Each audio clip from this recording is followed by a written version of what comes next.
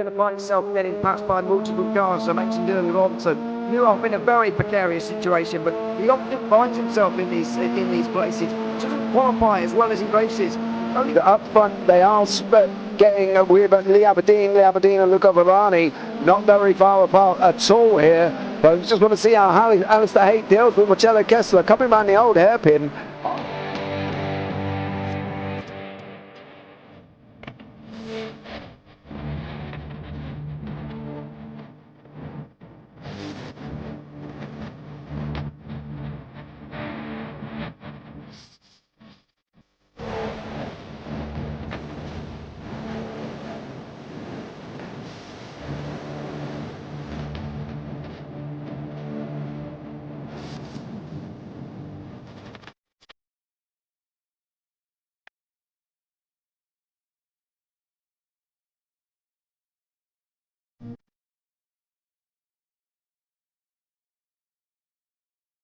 But I would say it's not the best decision they've ever made, just not having done that under safety car, really.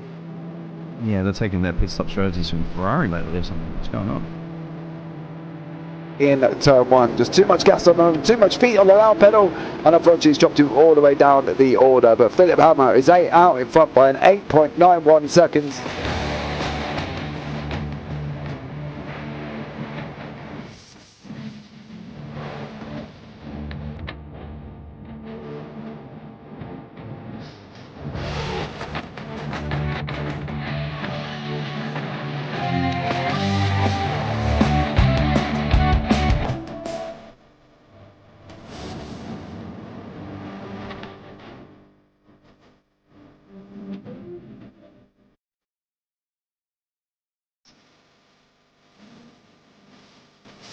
Oh, Dan Michael is a wall there, sir.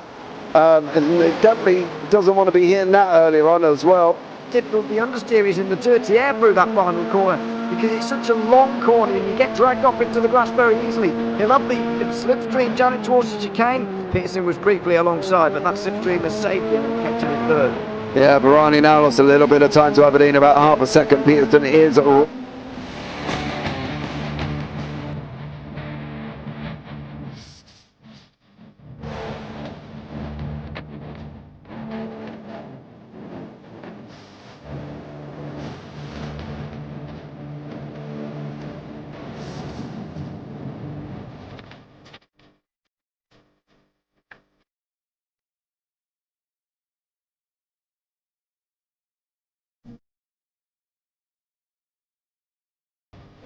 Pike's pushed more and forward up ahead. He's got out of line. Is now Pike going to have a go? Werrell, don't push him off. He's in the championship fight. Jack Werrell chasing down Carl Jacklin, further down Rob Williams and Chris Barnes. Sensational run outside line now though for the heavy braking zone. Around the outside goes the Audi R8. Look how much Miller's come back into play. Exactly, Miller's just such a he's such a second and change. All of a sudden Miller's back in play.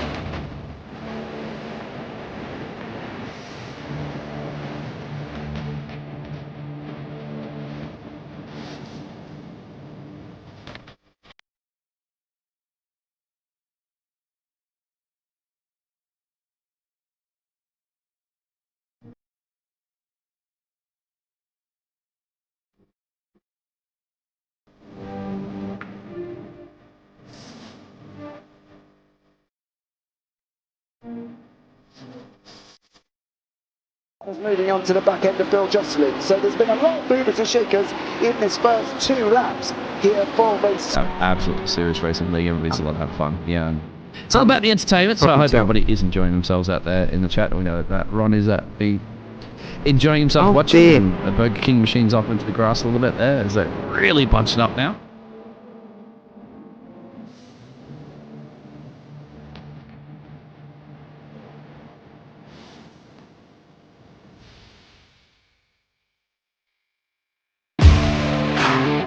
Standing out from the crowd is a challenge.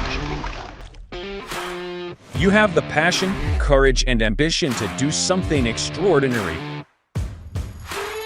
You have an awesome story to tell and a wonderful vision to share with the world. At Eddie Videos, we take that vision and turn it into reality so you can be heard above the rest. You need something different, and we give you the ultimate advantage. We can help you transform your ideas, images, and clips into a professional video that brings your message to life and sets a new bar for excellence. Visuals, voiceovers, editing, animations, whatever you need, we've got it all. If you're a new business looking to make your mark or an experienced company searching for something new and amazing, we're here to help. Trust us to take your video to amazing levels of awesomeness.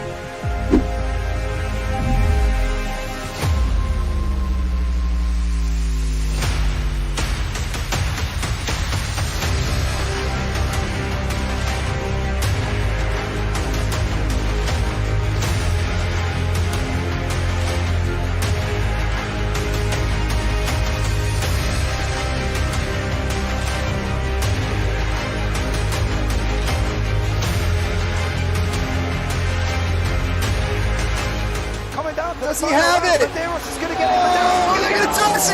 They haven't got it! He's on the outside line though, going into the fastest corner on the circuit. Surely this can't work. Dominic Ligner has got a sensational run outside line now though for the heavy braking zone. Around the outside goes the Audi R8. Look how much Miller's caught back into play. Exactly, Miller's still such trouble. He's not on second and change. All of a sudden, Miller's back in play. Can Barry do it? Big Barry's going to do it! Big Barry!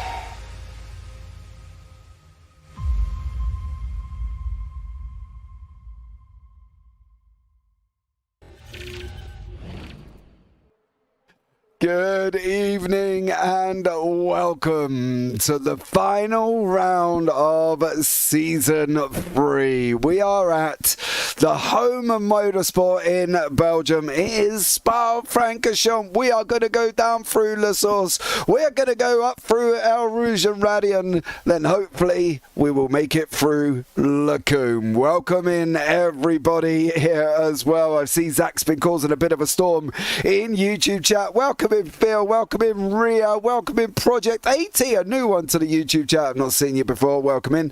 And Dan Babbage, who I know from the GT4s. Thank you to everyone for joining us for this epic final round. 4 races of 15 minutes, top 9 reverse for race 2, complete random reverse for race 3, and we will tell you the reverse for race 4 a little bit later on. Let's jump into the standings. There are 2 championships up for grabs this evening. One of them is the Pros. That's with Jamie Ayres and Tom Griffiths and John Sylvester. They're really the 3 at the moment that can make a dent in the championship and take some nice points. At the moment, Jamie Ayres wins from 1,499. Tom Griffiths in second with John Sylvester on 1,410 in third place. Now in the AM Championship, Darrell Wright is out in front by a huge gap. You can see it there. It is absolutely massive, and Darrell Wright, as far as me and Zach are aware,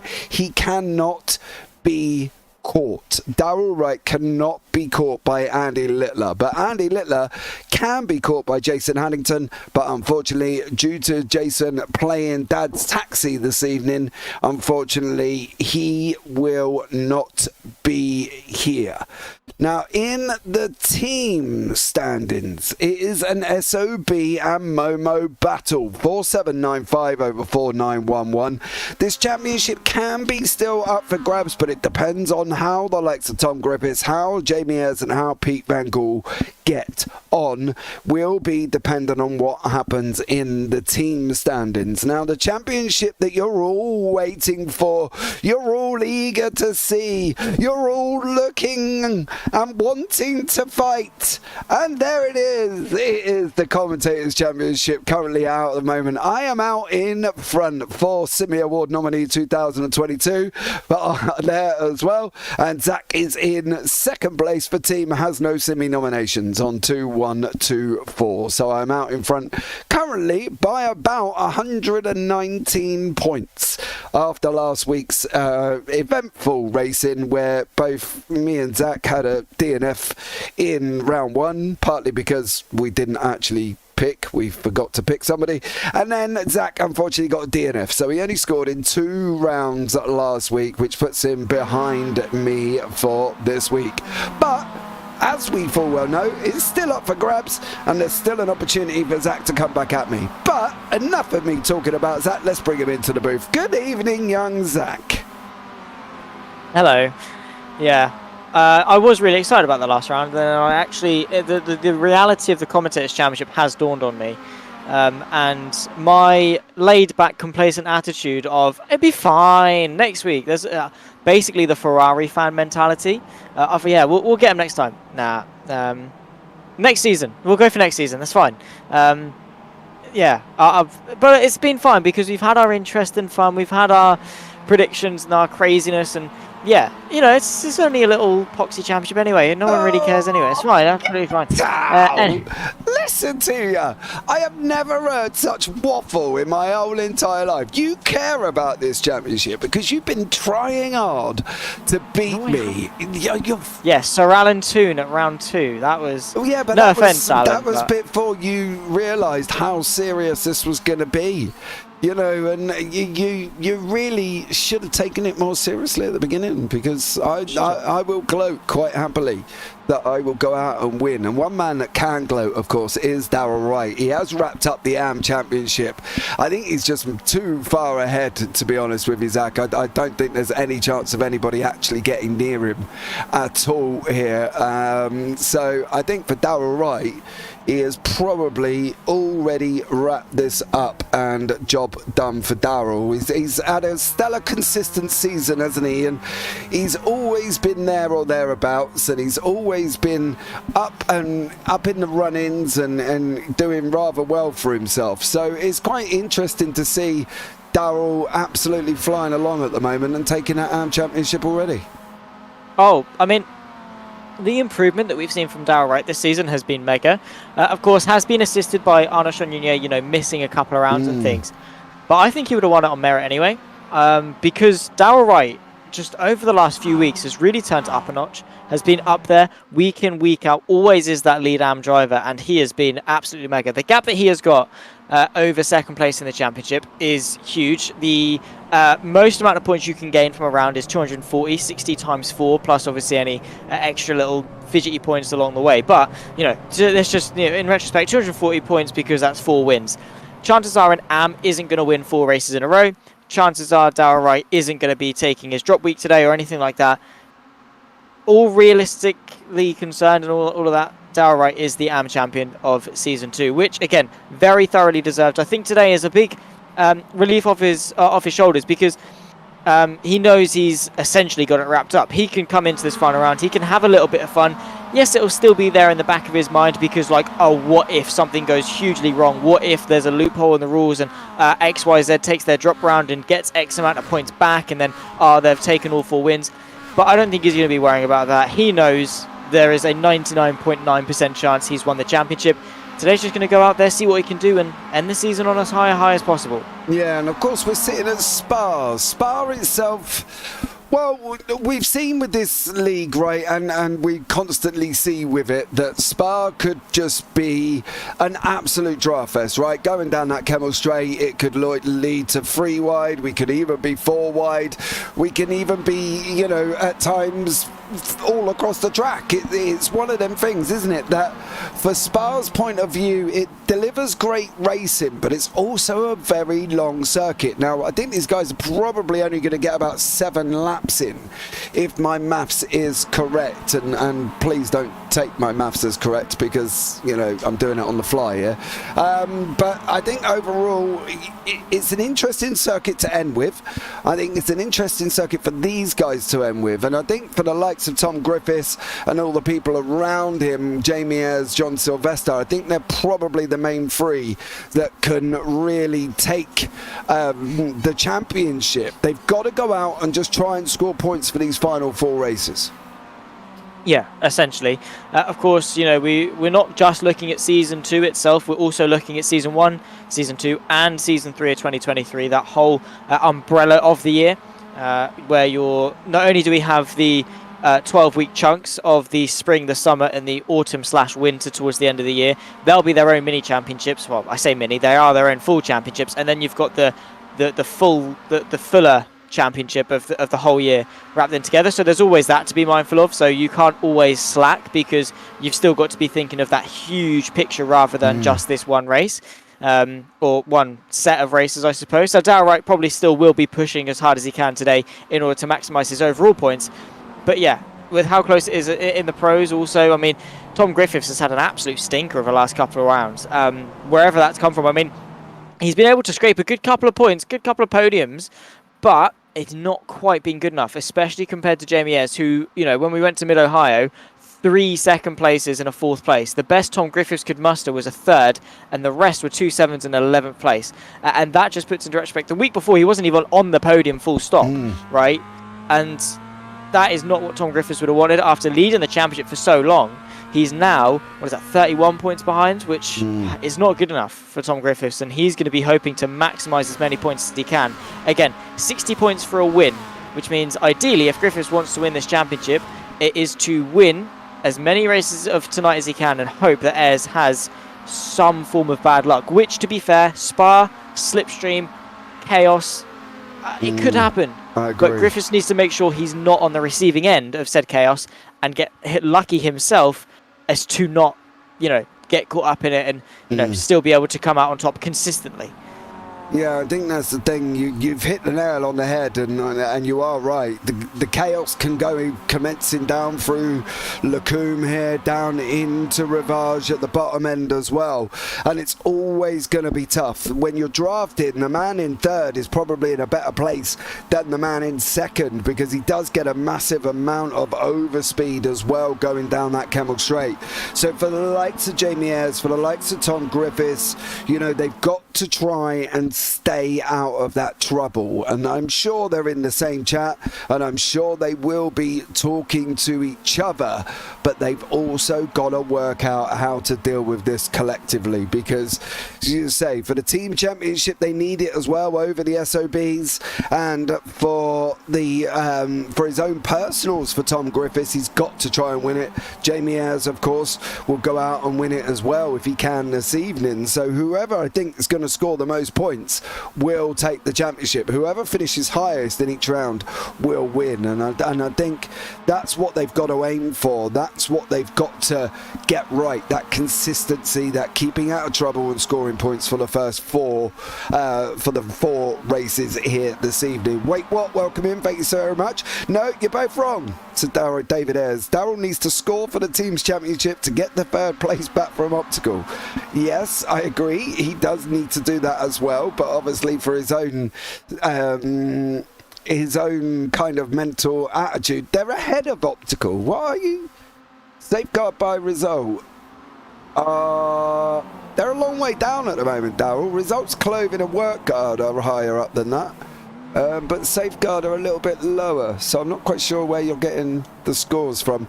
Gary Walsh, good evening to you. Thank you so much for joining us. Pete Newman has just taken pole position on a 2:45, so they're only going to get about 7, maybe even 6 laps in here, Zach. Yeah, I think they're going to get onto 7, purely because obviously they get the extra lap if they can cross it before the timer takes 0. But yeah, there'll be a huge, like, there'll only be, you know, maybe 15 seconds left at the line or whatever it is to get them onto that 7th lap. Not going to be much in it at all, because yeah, 15-minute race, 2.5 minutes a lap would be 7 laps exactly. There's a little bit of overlap, but 15 seconds, you'd need what, 8 laps for then there to be sort of, I'm trying to think.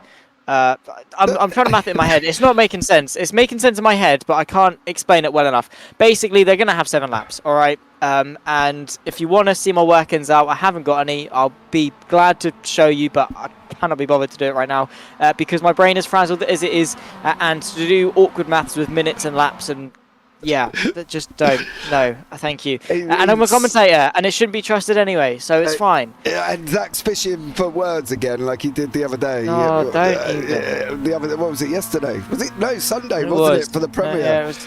Was it all yours No, yesterday it for was the yesterday for the Clios. Yeah, Zach fishing around for words, couldn't quite get them out. And do you know what? Ria in YouTube chat is actually right. There was a race last week where I was having to hurry you up because the timer was going and they were getting onto the grid. So Ria was right on that one. So you know, But she was wrong in the sense that I went and looked at a previous stream. I scrolled back in the stream to see the grid because I know full well you wouldn't have brought the results up for me. That's different. I needed to see where the reverse grid was going to be. I also needed to see the names in front of me so I could sort of register it properly. But yes, there are some times where I take long because that adds the suspense and the drama and the tension. And does that narrative work? Can I just think, all right. I just think you're fishing. Unfortunately, you've come back blank. Right, before we forget, who's going to win race 1? Now we've got 4 minutes left of quality. I'm not going all the way to grid. We've got Pete Newman's on pole. Jamie Ayres is close. Griffiths is 3/10 back, which it's not great, but of course there's still a little bit of time left in quality for him to improve. Do you know what? After Pete Newman's sort of success in the Clios we saw yesterday, I'm going with Pete Newman. All right, so Zach has picked Pete Newman. Now, knowing that Newman's going to be the safety net, right? Top 9 reverse for round 2. So I'm not going to put it past him taking it in round 2, in race 2. So I'm for the opening one. I'm going to go Jamie Ayres. Okay. Going to go Jamie Ayres for race 1. I'm going to save Pete Newman for a little bit later. Just as much as we saved Steve Hefford last week, because Steve Hefford at Mid-Ohio was just on another planet. He was unbelievably quick. So I'm going to go Jamie Ayres. I've got you down Pete Newman. Happy days as well. I was exaggerating saying you took the entirety of the stream to pick. Well, to be fair, he did have to get a hurry up and get told to get on with it, Ria. So, you know, you are 99% right. Of course, Ria will hopefully be driving in the BSC later on at Watkins Glen. So if you want to watch some NASCARs go on a road circuit and listen to me moan about the fact that they're on a road circuit, pop by later on for the BSC. It's at 1:45, unfortunately for you, young Zach, in the morning. And I know you need your beauty sleep, so you're going to be snoozing by then. No doubt. Oh, I will be. Yes. We'll finish this. I'll go straight to bed. Honestly, I've complained that I've been so tired since like doing a full-time job, but I have never slept better in my life. Like, my sleep schedule has never been this perfect because I get home and I'm just knackered. I feel like an old man. I get to 10:30, I have my cup of tea, haven't got any biscuits to dip, but I'll just have a cup of tea and I'll go straight to bed. It's lovely, right? But yeah, I would love to be doing some NASCARs. I cannot believe that you disagree they should be on... Why shouldn't they be on a road circuit? Because they're not built for road circuits. Okay. They're not built for road circuits, so they shouldn't be on them. There's a BSC, like, listen to me moan about the fact that they put road circuits on the calendar. Now, don't get me wrong, they've only done 2 this season, right? I think it was 2 they've done. So, and Watkins is the second one, but just cars that are made to go left and race so closely on a road circuit just doesn't work out for me.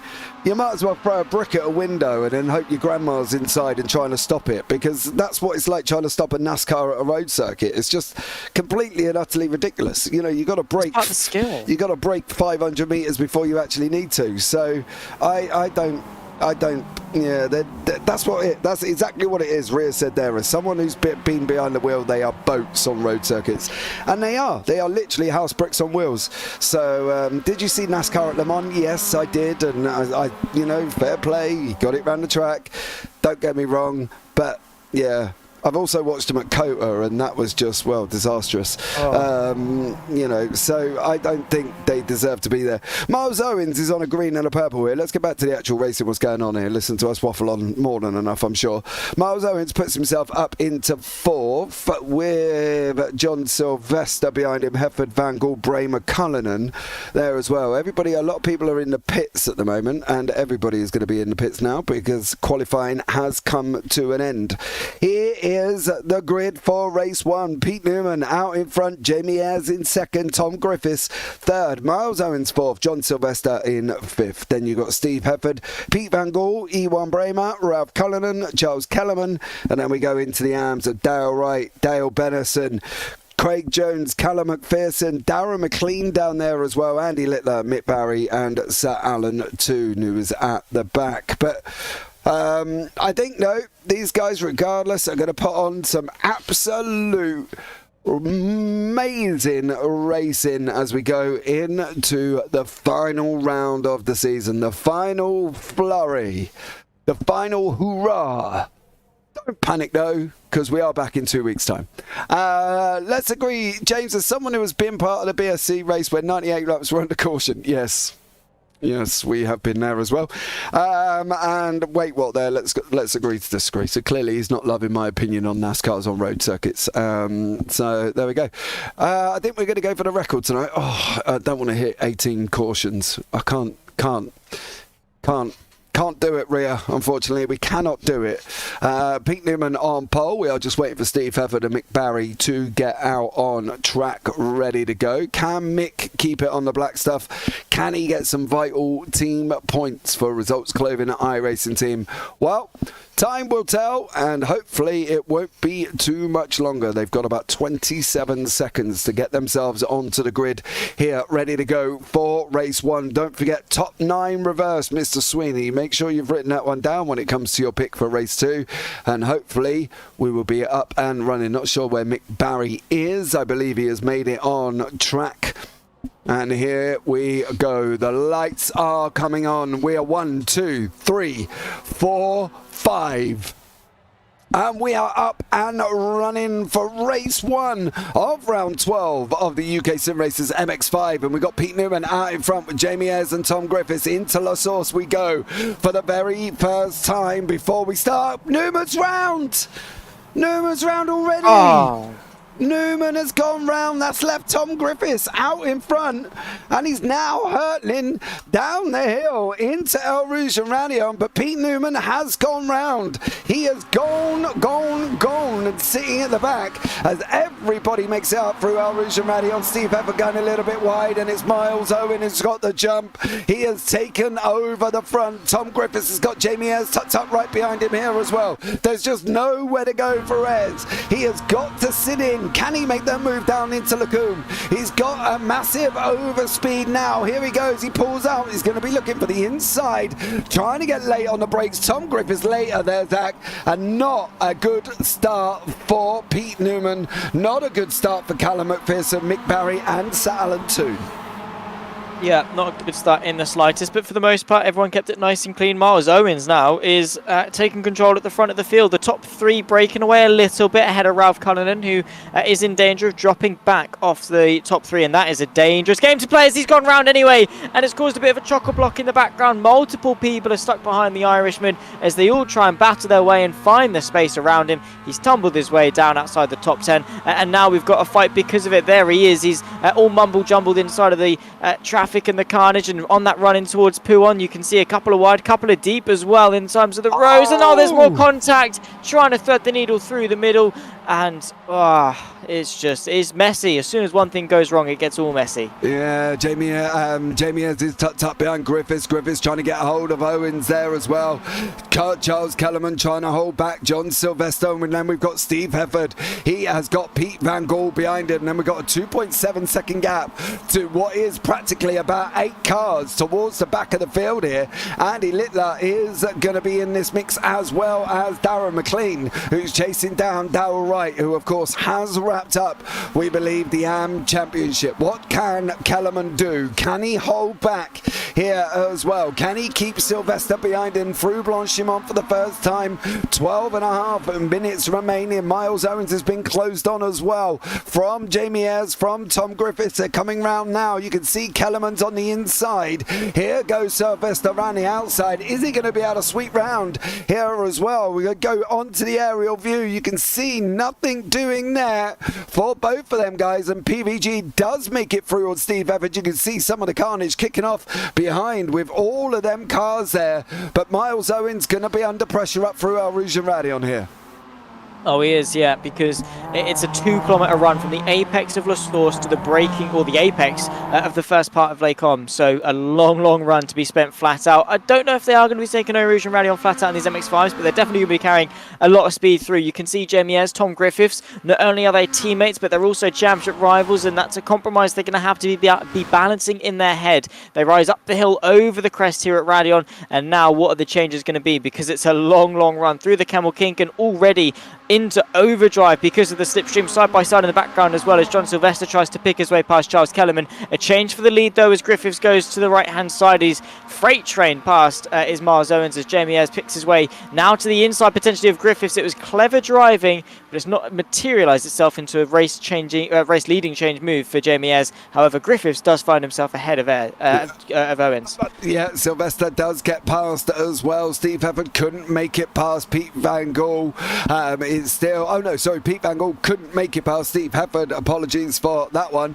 Craig Jones is holding on here as well. He's got Dale Benison and Ewan Bramer right behind him. So Craig Jones there is got a bit of a defense to try and do. Ewan Bramer passes Dale Benison and now latches after the man who from Gospel, Craig Jones, down in the South Country here as well. Tom Griffiths, Jamie Ayres and Miles Owens still battling it out. Through Pawn they go, coming down into Fanier now. Ayres is on the inside. Is he going to be able to make this move over Griffiths? It is. Job done. Griffiths is trying to hold Owens back. 3 cars literally separated by a blanket. That's it. Craig Jones is at a moment. Unfortunately for Craig Jones, he is off the side of the circuit. Was that Ewan Bramer or was that Craig Jones coming into Pawn now? And what did you get up to? Oh, it looks like he's lost it all on his own as Mr. Jones, and unfortunately he's done a pretty nice pirouette, but Jamie Ayres got to try and defend his at from Tom Griffiths coming down through Blanchimont now. Under the DHL bridge they go. If it's going to be Griffiths' opportunity, bus stop all day. Oh yeah, but again, the risk of a counter-attack going into Lake Com is also there, so he's got to be wise, but also got to juggle the fact that Miles Owens is breathing down his neck. Tom Griffiths now looking to which way is he going to go. Miles Owens stuck to the inside. As soon as the space opens up, he's late on the brakes as the white and black SOB car. He's actually gone for the lead. Are they going to be 3 wide on the exit there? Jamie is able to hang on as Sylvester's actually picked his way through on Miles Owens. It was a heroic move until it wasn't for Owens. He's now found himself off the podium to the back end of the top 4, and the more they battle, oh, look at that. They could very easily reel this into a 7-car fight. Yeah, we definitely can. We've got the likes of Steve Hefford tucked up there as well. Pete Van Gaal and Charles Kellerman, they're closing in. These boys are fighting. They're backwards and forwards. They are literally going to be fighting all the way through. Down the Camel Straight we go on lap 3 here. Jamie Ayres is out in front from Tom Griffiths with Sylvester, with Owens, then Hefford, then Van Gaal, then Kellerman. Look at the run Griffiths has already got before they've even reached that cab on top of the El Rouge and Rally on there, Zach. And Griffiths sweeps round and takes that lead. Nice stuff, but again, the Camel Straight is so long. As you ascend up it, there's definitely an opportunity for maybe another counter-attack, as there goes John Sylvester all the way to the right-hand side. They're 3 abreast, so late on the brakes as Miles Owens tries to pick his way past the late and cautious Tom Griffiths into the race. The 2-in-1, John Sylvester take a bow as he finds his way up to the inside of Malmedy, and now Jamie Ayres already thinking how can he now best suit this position as he tries to send the move to the inside of Rivage. Nothing quite happening on this occasion, but wow, what a race. Yeah, we're going to have this all the way through, and if these 7 cars latch up here, it's going to be an interesting last couple of laps. Don't go anywhere. Sylvester's took 2 for 1 and now he's out in front. Jamie Ayres is on the right hand side coming down into Pouan. He's on the brakes. Sylvester's going to try the undercut coming underneath him. He didn't quite get it. Jamie Ayres got the car stopped, although it did look like he was going in deep there. Jamie Ayres did manage to get it stopped. Sylvester's on the right hand side of Ayres now with Griffiths tucked in into Fanier. They go. Ayres getting that car dialed in, getting it switched from one side of the track to the other. On the exit round Fanier now, and off they go under the Vodafone Bridge, coming round curve Paul Ferrer. We've got a Momo SOB, Privateer Momo battle. Ewan Bramer needs to try and get himself involved with this one to try and help out with these vitally important team standings if he can, but he's a long way back at the moment.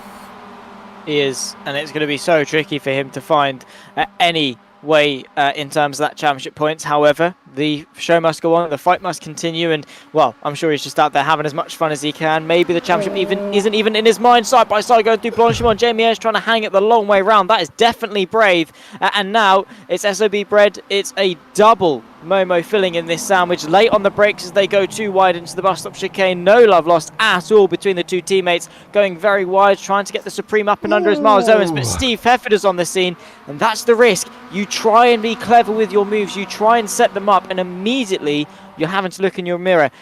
Owens there, in isolation, that would have been a perfect idea to try and get a better run. However, he left himself susceptible, and Steve Hefford says, cheers, mate, there's a gap. Oh, John Sylvester's going to chance being side by side with Jamie Ayres. Down the hill they go. Down, of course, past the endurance pits on the left-hand side. They're going to drop it down the hill. He's going to be looking for the curve. Jamie Ayres, he takes that lead. Now watch this battle. Watch these cars. There are 5 cars nearly linked up. 6, 7 in the background. This is where it's all going to happen. This is where it's all going to kick off. Now they're going to be looking at going 3 wide. Are they going to try and go 4? They are 4 wide on the run down Kemmel Straight. Look at Miles Owens, he's coming straight through the middle with Steve Hefford. Sylvester's on the brakes early. Steve Hefford takes the lead of the race on lap 4. 4 wide, Zach, 4 wide. Absolutely insane. What are we seeing here as Jamie Ayres tries effortlessly? I mean, again, he has just been so unrelenting with the pressure, and yet has still not really been able to see much reward for his efforts. He's still in 3rd place, however, but that charge from Steve Hefford is insane, and that's the thing, is how quickly these things can fluctuate from one thing to the next. Steve Hefford, you know, he was trailing this train for so long, and then in the snap of his fingers, in a blink of an eye, finds himself leading it. He probably won't win this. Again, he could. But there are so many different variables to counter into this, because we've got 7 cars nose to tail, constantly swapping positions as that's wide, and one mistake, disastrous consequences. Is straight on it is Miles Owens. Yeah, Miles Owens jumped all over the back of Jamie Ayres. He knew Ayres made the mistake. Owens is going to have the inside for the exit out. Fagnier is going to force force Ayres wide. Ayres has got the inside for Paul Ferrer. Round the double right-hander they're going to go, and it is Ayres and Owens side by side. The timing screen can't even pick them up. He doesn't know who's out in front, and it is now Jamie Ayres. This is where they need to now get on. They need to not lose any more time over them front 2 of Steve Hefford and Griffiths, because if they start fighting and that gap comes out, this draft, regardless, Zach, is not going to be very effective. They need to now close that gap back up, link back up into the whole pack of 6, and get the racing going once more, because if they battle and they lose that draft, they're going to be in trouble. Oh yeah, so it does take a very large communal effort in order for this to work, but you would be surprised as to how effective just being in a slipstream is relative to 2 people that are fighting with each other for the lead. They would very easily close the gap, and they have. Tom Griffiths goes to the inside of turn number 1. Steve Hefford trying to go the long way round through La Source. However, Jamie Ayres is easy to it, picks the apex nicely, gets the inside line.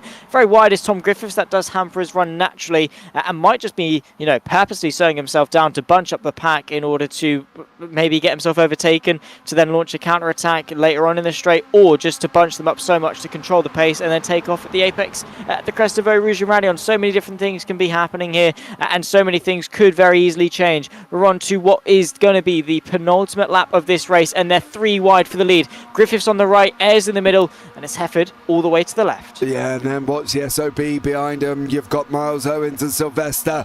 There's nowhere to go. The Momo and the Steve Hefford, he was Momo. Anyway, long story.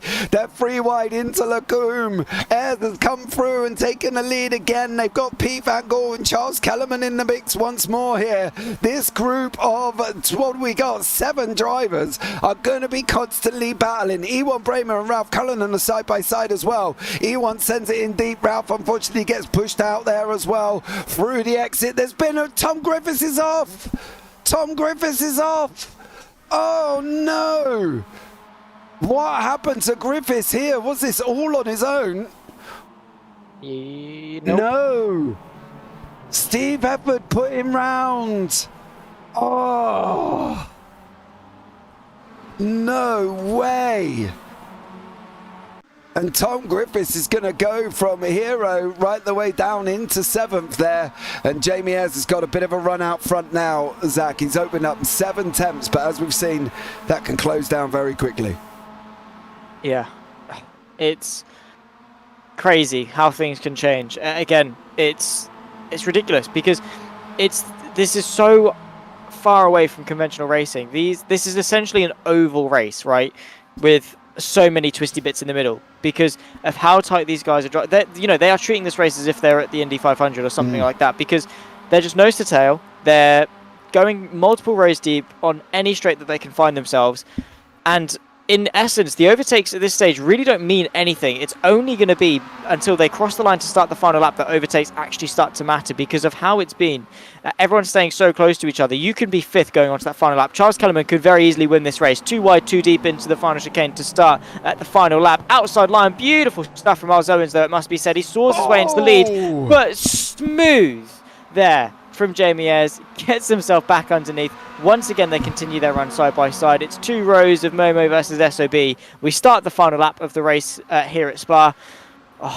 Again, we don't know who's coming out on top. No, we have not got a clue. It could be any one of these 5 here. And Jamie Ayres and Miles Owens side by side.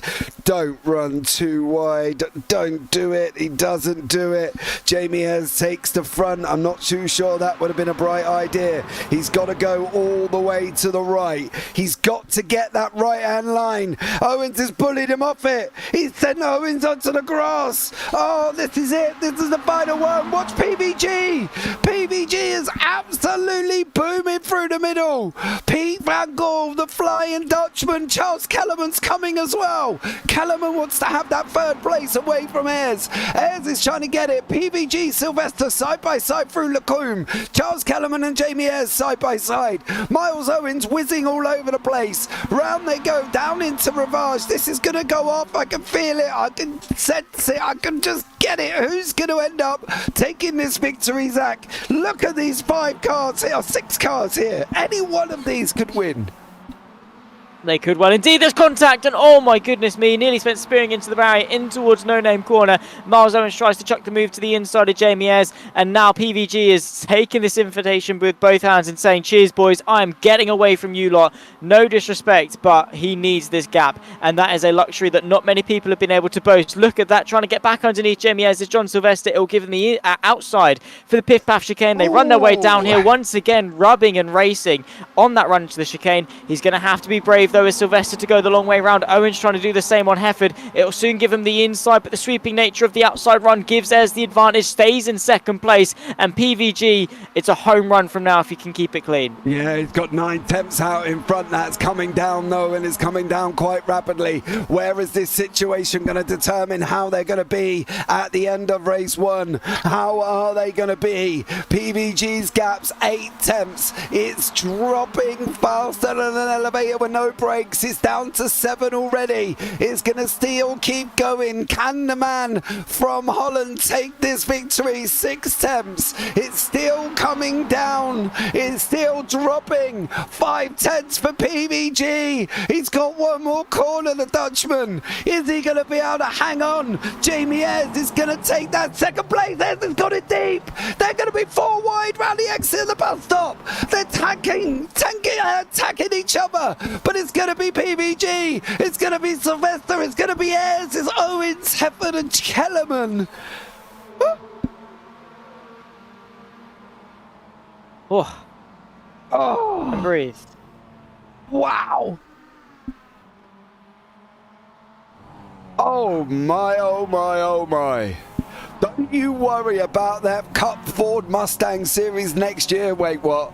If that just hasn't got you excited, then I don't know what will. Because I tell you what, 7-car battle, all going down to the final run. If you're not excited about this, why are you here on the JPB YouTube channel watching iRacing? If you're not having a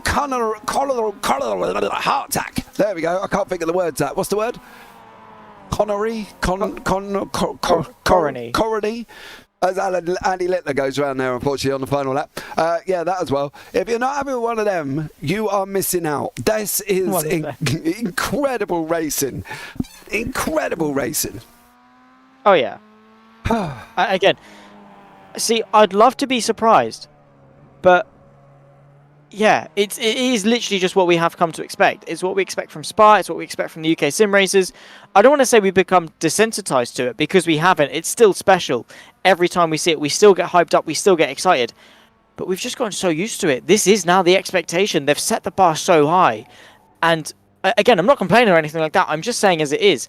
This is what we expect. Race in, race out from drivers like these, just giving their all. The fact there was a 1.6 second margin in the end between PVG and Sylvester does not do that race justice. No. However, it speaks volumes about the narrative of that race, as to how quickly things can change. It's gone from 7 cars nose to tail to PVG winning by 1.5 seconds. That is absolutely insane. Oh, race 2? Yes, please. Just waiting for Littler to go over the line, then we will do the results. Then we're going to have a quick chat with your winner from race 1.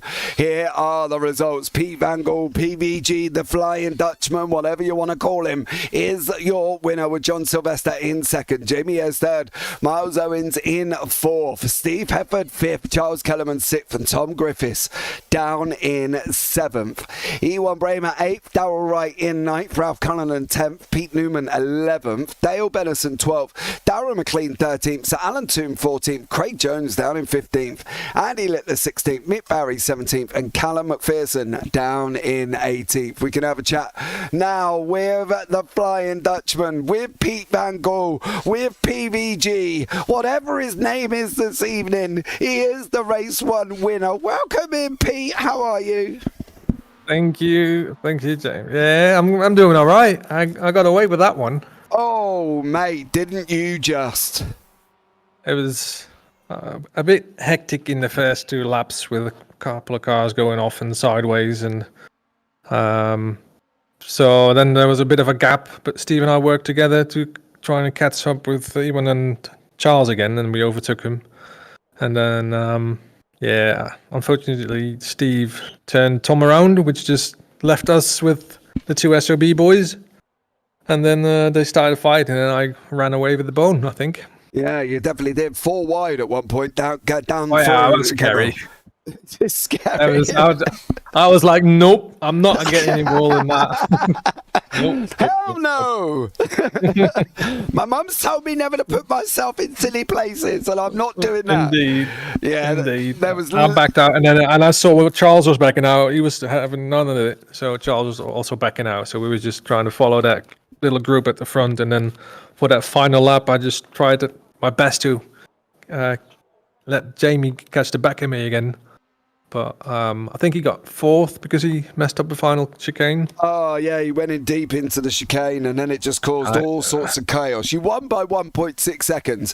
But it's like Zach said in the booth, that doesn't really justify the ending, does it? Because your gap was 8.5 tenths by the time you hit Blanchimont. By the time you got into the bus stop, it was like 0.2. You know, they pulled in a mountain over you there as well. And I think that's the thing, isn't it? It's trying to deal with it and trying to get everybody so far away, because they had closed down on you. Yes, I think if you can get within 1.6 or 1.7, and you're like 2 cars or 3 cars trying to catch another group, you'll be there. You'll catch them at the end of the lap. Yeah, I think that's the thing, isn't it? It's such a tight draft is so strong here. It is going to be an interesting race 2 and the rest of the races for the evening. I think it is, and it's going to get some hairy situations with people having overspeed into the corners, and I think we're going to get some quite nice battles for the next 3 races, so I'm looking forward to it. Yeah, well, good luck, Pete. Hope it works out for you. You are going to be 9th in race 2, so good luck trying to come through on that one. PVG, congrats on your race 1 there, but we will pop you back in the Momo chat. Have a good one. Thank you, boys. Take care. Well, there we go, Zach. I think that basically just sums it up for PVG. He didn't even want to get involved in the 4 wide. Which is fair enough.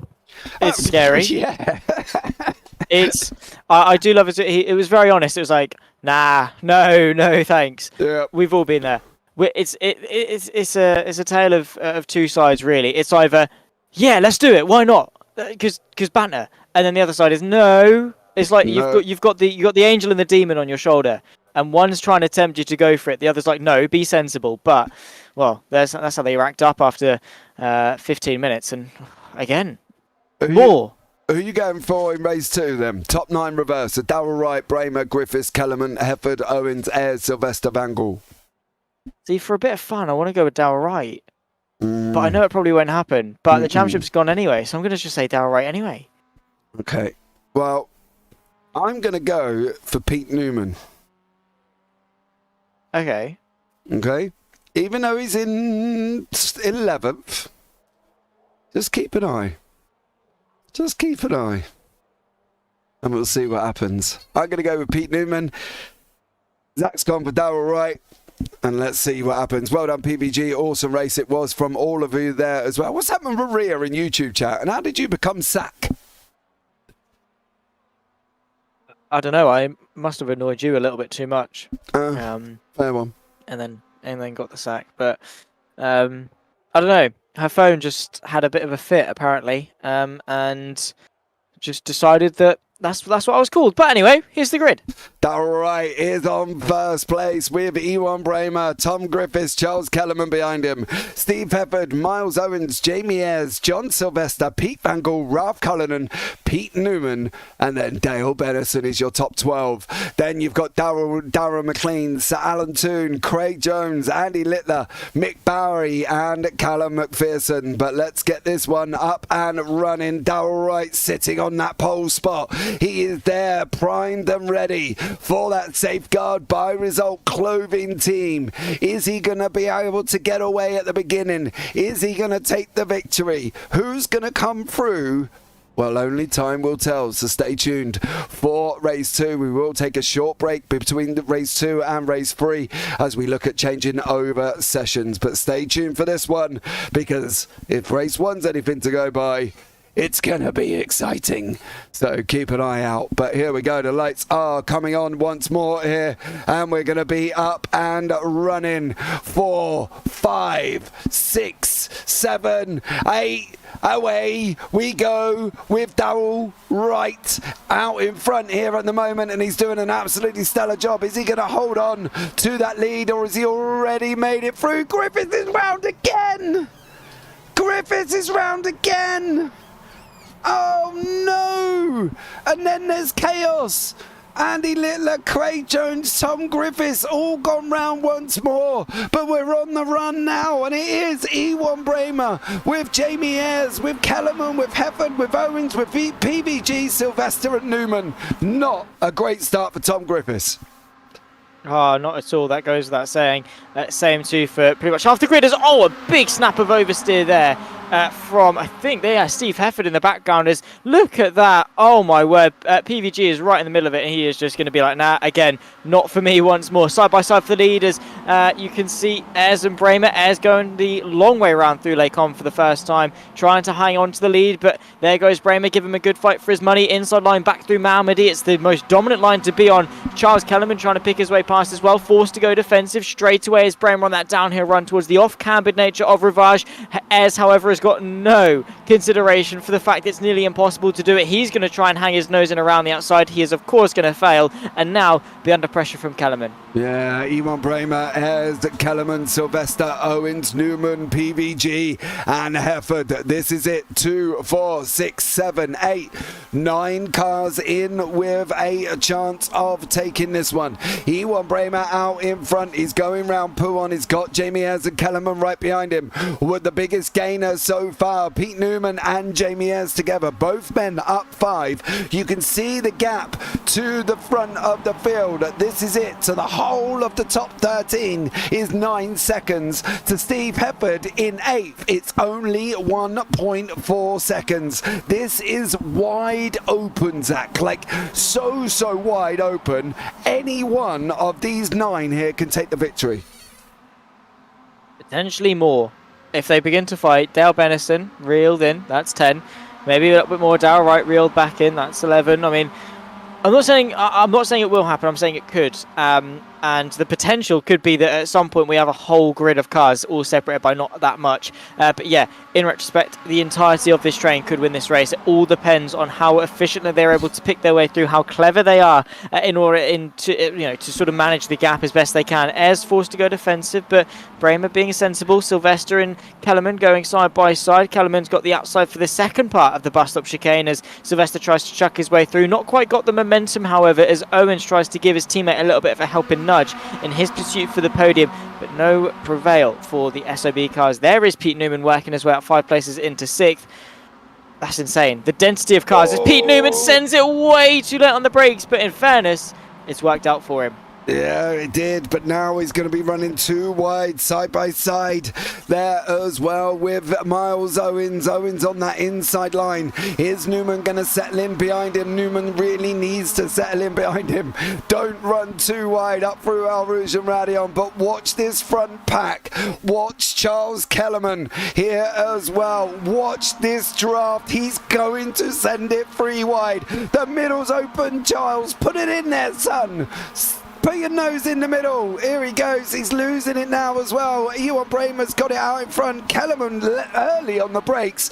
But look what's happening behind as well. They're still fighting out. Newman's going to be side by side here. He's side by side with Owens going into Lacombe. Through Malmedy they go. Still got the inside line as Pete Newman. Is he going to be able to hold on for the inside down into Ravage? If he is, he's got to send it in late. He didn't make it this time. PVG tucked up as well. Here, Zach, look at this pack. 9 cars, and this could just be, well, one of the best endings we're probably going to see all year.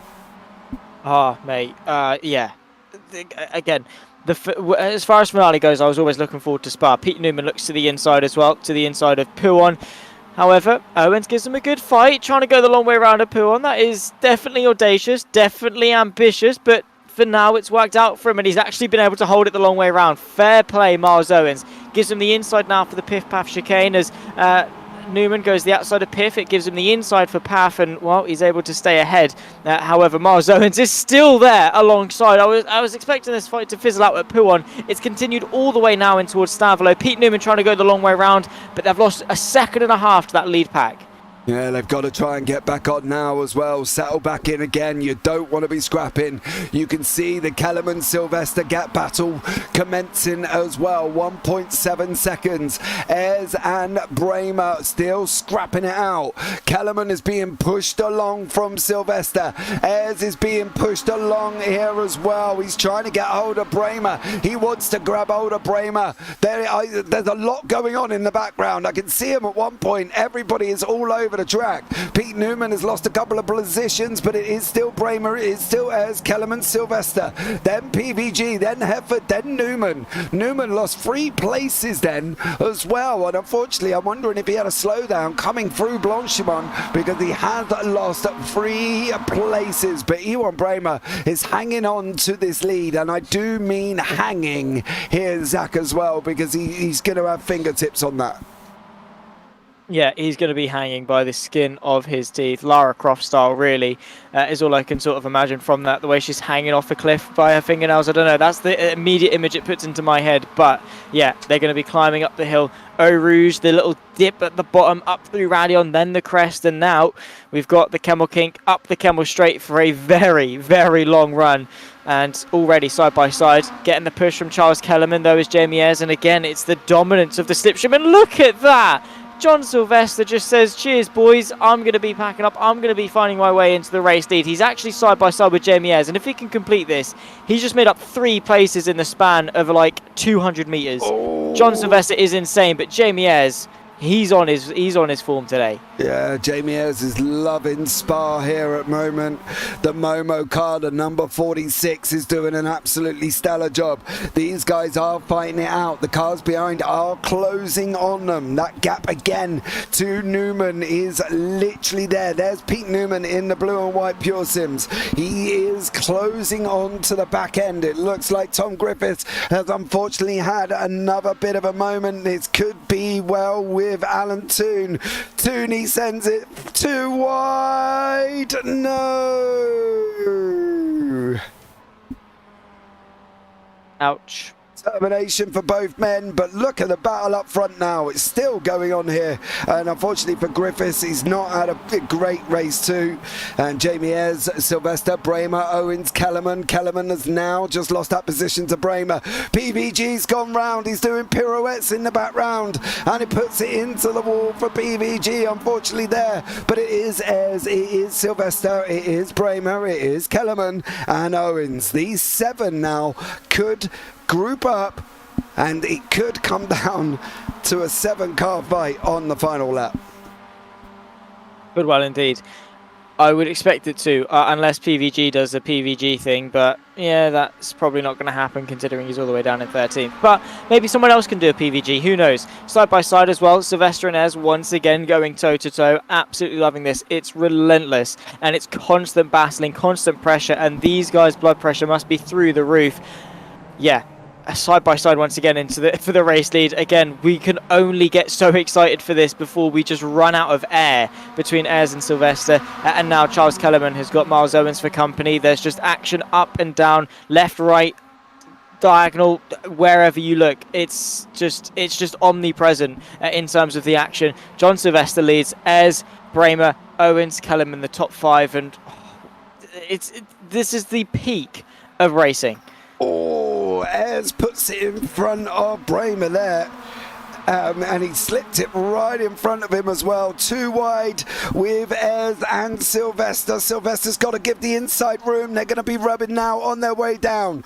Watch this, because this could be at any point 4 wide. They are going to try it again. There's a gap in the middle. There's only 1 car missing. Jamie Ayres is sandwiched between SOP.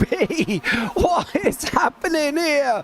Sylvester goes late on the brakes. Ayres even later. He manages to hang on, Jamie Ayres. We've got 2, 4, 6, 7 cars still going at it here, Zach. And oh my dearie me, I don't think I've ever watched racing like this before in my life, in a simulator or in real life.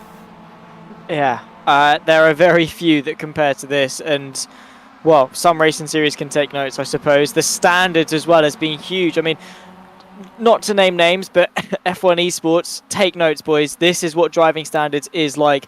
They are going nose to tail. They are pushing each other to the limit, but not a millimetre over. These guys are just so respectful. Again, aggressive, hard, but fair. On the limit, sure, but as I say, they're just teetering on the edge. They're flirting with disaster, but not quite able to give it the chance for a second day. And now Jamie Ayres leads the way from Bramer. And again, you see this anywhere else, and this would be a 7-car fight. All 7 that would be in the wall at some point. But no, they're all still in contention. They're all still fighting hard. And honestly, I think it might just come down to who has got the most stamina in this race. 4 minutes remaining. We're going to have 1 and 1 more, then it's going to be game over. We're on board with the man at the back of this pack. Under the DHL bridge we go. Round the left of Blanchimont, we're going to go left again, and this is where we're going to end up in the bus stop. You can see what's happening up front. You can see the man here as well, Ewan Bramer. He's going to try and go round the outside. Ayres is going to hug that inside. Bramer needs the space, Jamie. He needs the space. You're going to go round.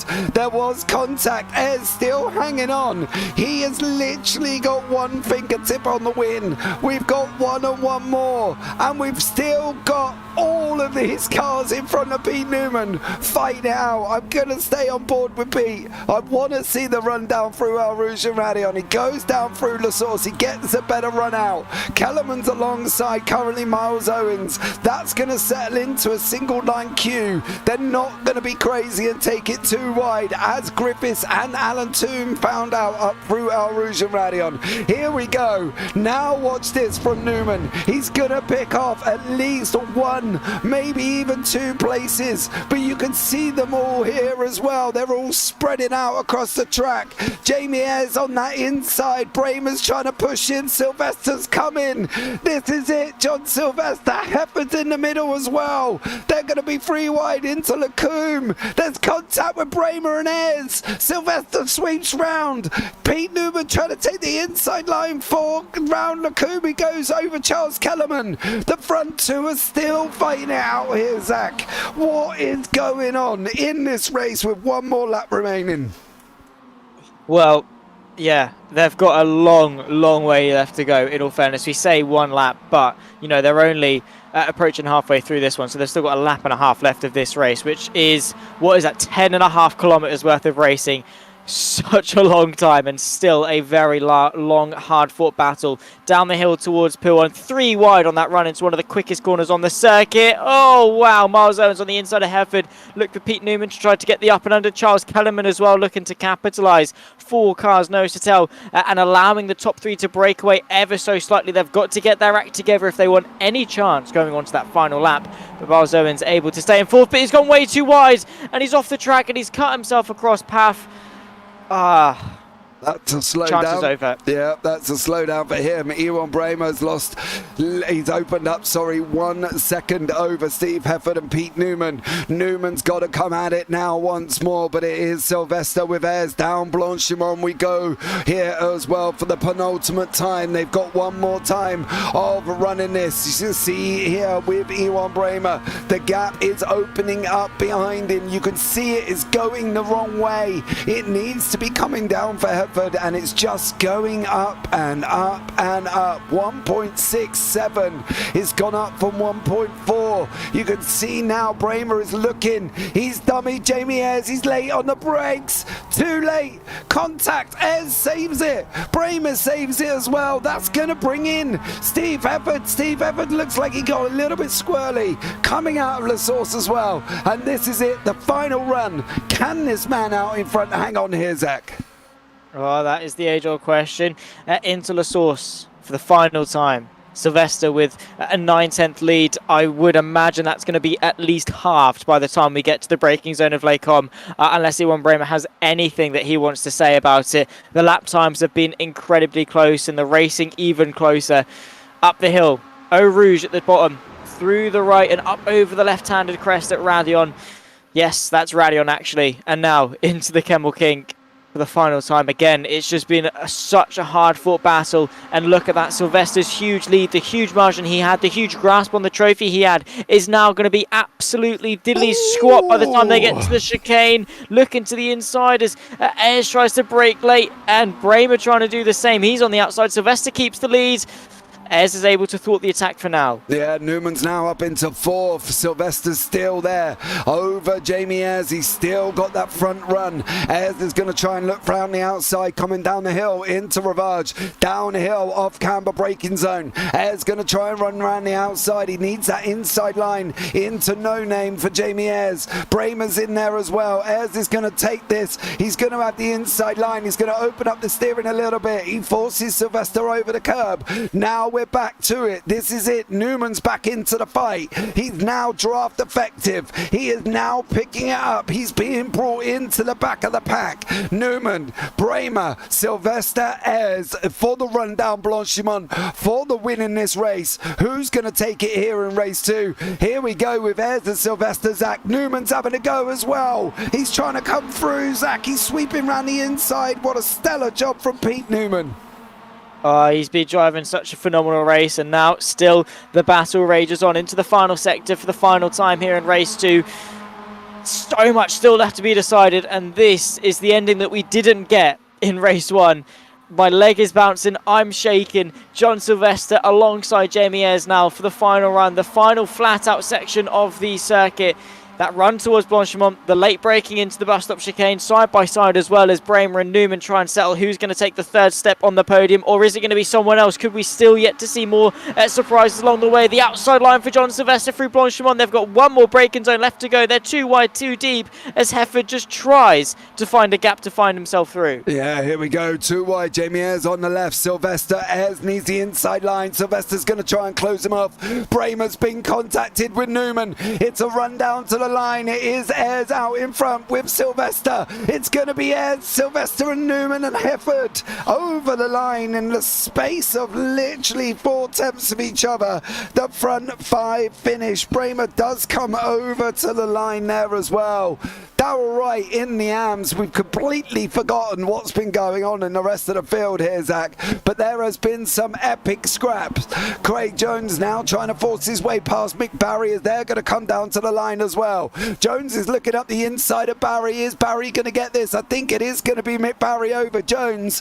Barry goes over the line and Jones there comes in behind him in 12th. PVG, as we know, has had a bit of a rotten one and has come over with Andy Littler. Ralph Cullinan is there as well as we sweep through the trees. That was rather dramatic.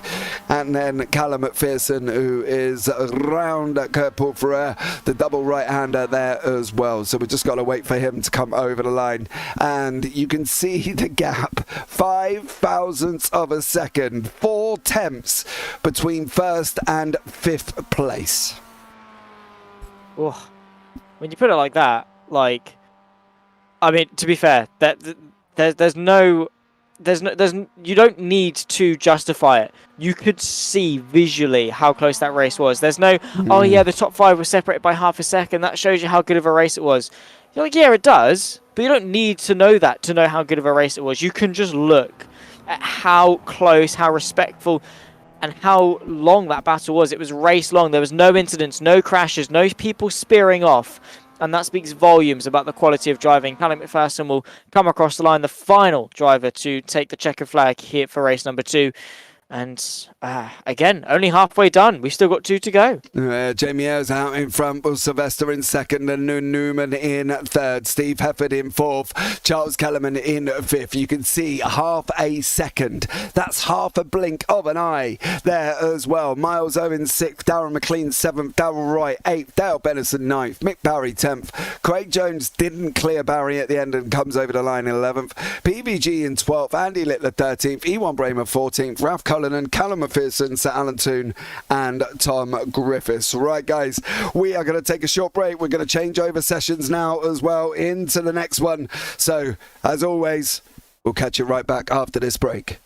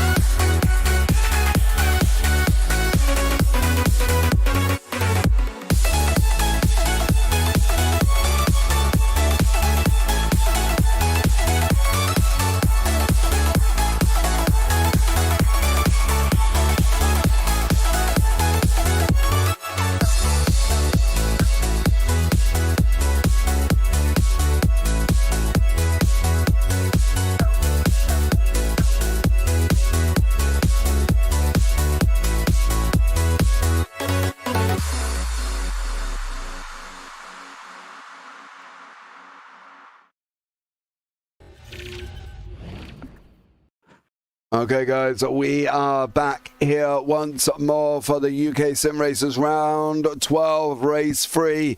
Myself, James Parfitt, and Zach Sweeney into the booth. We're going to open this up with an interview with Miles Owens, who's going to come in and have a chat with us as well. Miles, welcome in, sir. How are you? Hi, guys. You all right? No, mate. I've had about 3 heart attacks and I can't cope. It's been close, hasn't it? Oh, mate, it's been absolutely stellar racing. Just explain to everyone at home, what's it like being involved in a race like this? You need lots and lots and lots of practice, and you need to be able to trust the person next to you. Okay, that's a fair response. How nervous? What's your nerves like going in this? Because we've seen 4 wide going down the Camel Straight. It's been manic. When you're sim racing or real life racing or any, just leave your emotions at the door and then wait until you're finished.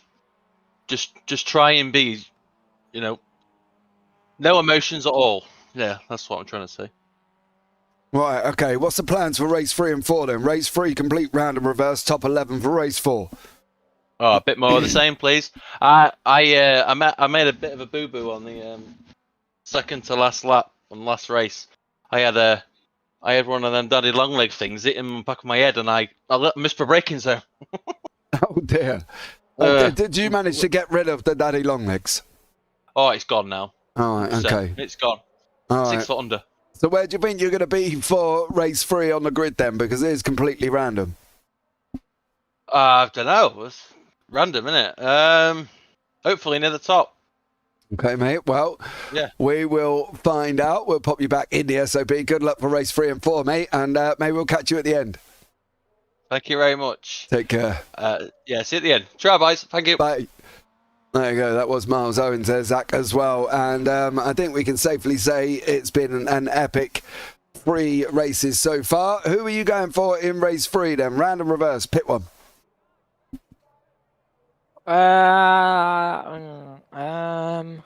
Well, I've really not had any good predictions, so I'm just going to close my eyes, let my mouse do the picking, and we'll go now.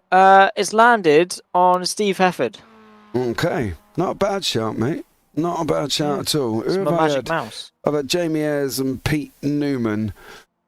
Jamie Ayres and Pete Newman. I'm going to go with Tom Griffiths. I think Griffiths is going to be in for a good race this time. As long as he can keep out of trouble, of course. But we'll find out, won't we? I suppose. We shall. We shall.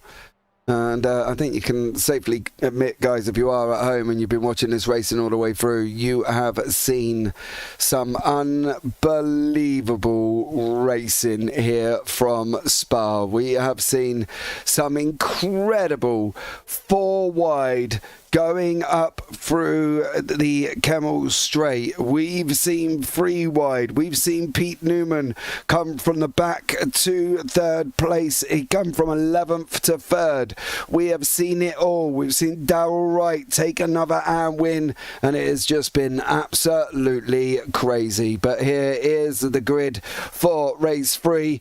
Tom Griffiths is on pole with Steve Hefford in 2nd, Darrell Wright 3rd, Sir Alan Toon 4th, Charles Kellerman 5th, Mick Barry 6th, Ralph Cullinan 7th, Craig Jones 8th, Pete Newman 9th, Jamie Ayres 10th, Callum McPherson 11th, and Darren McLean in 12th. Then behind that, we're going to have Ewan Bramer, Darryl Benison, PVG, Andy Littler, John Sylvester, and Miles Owens. Miles Owens did say he wanted to be near the top, and unfortunately, he's near the back. Oh, no.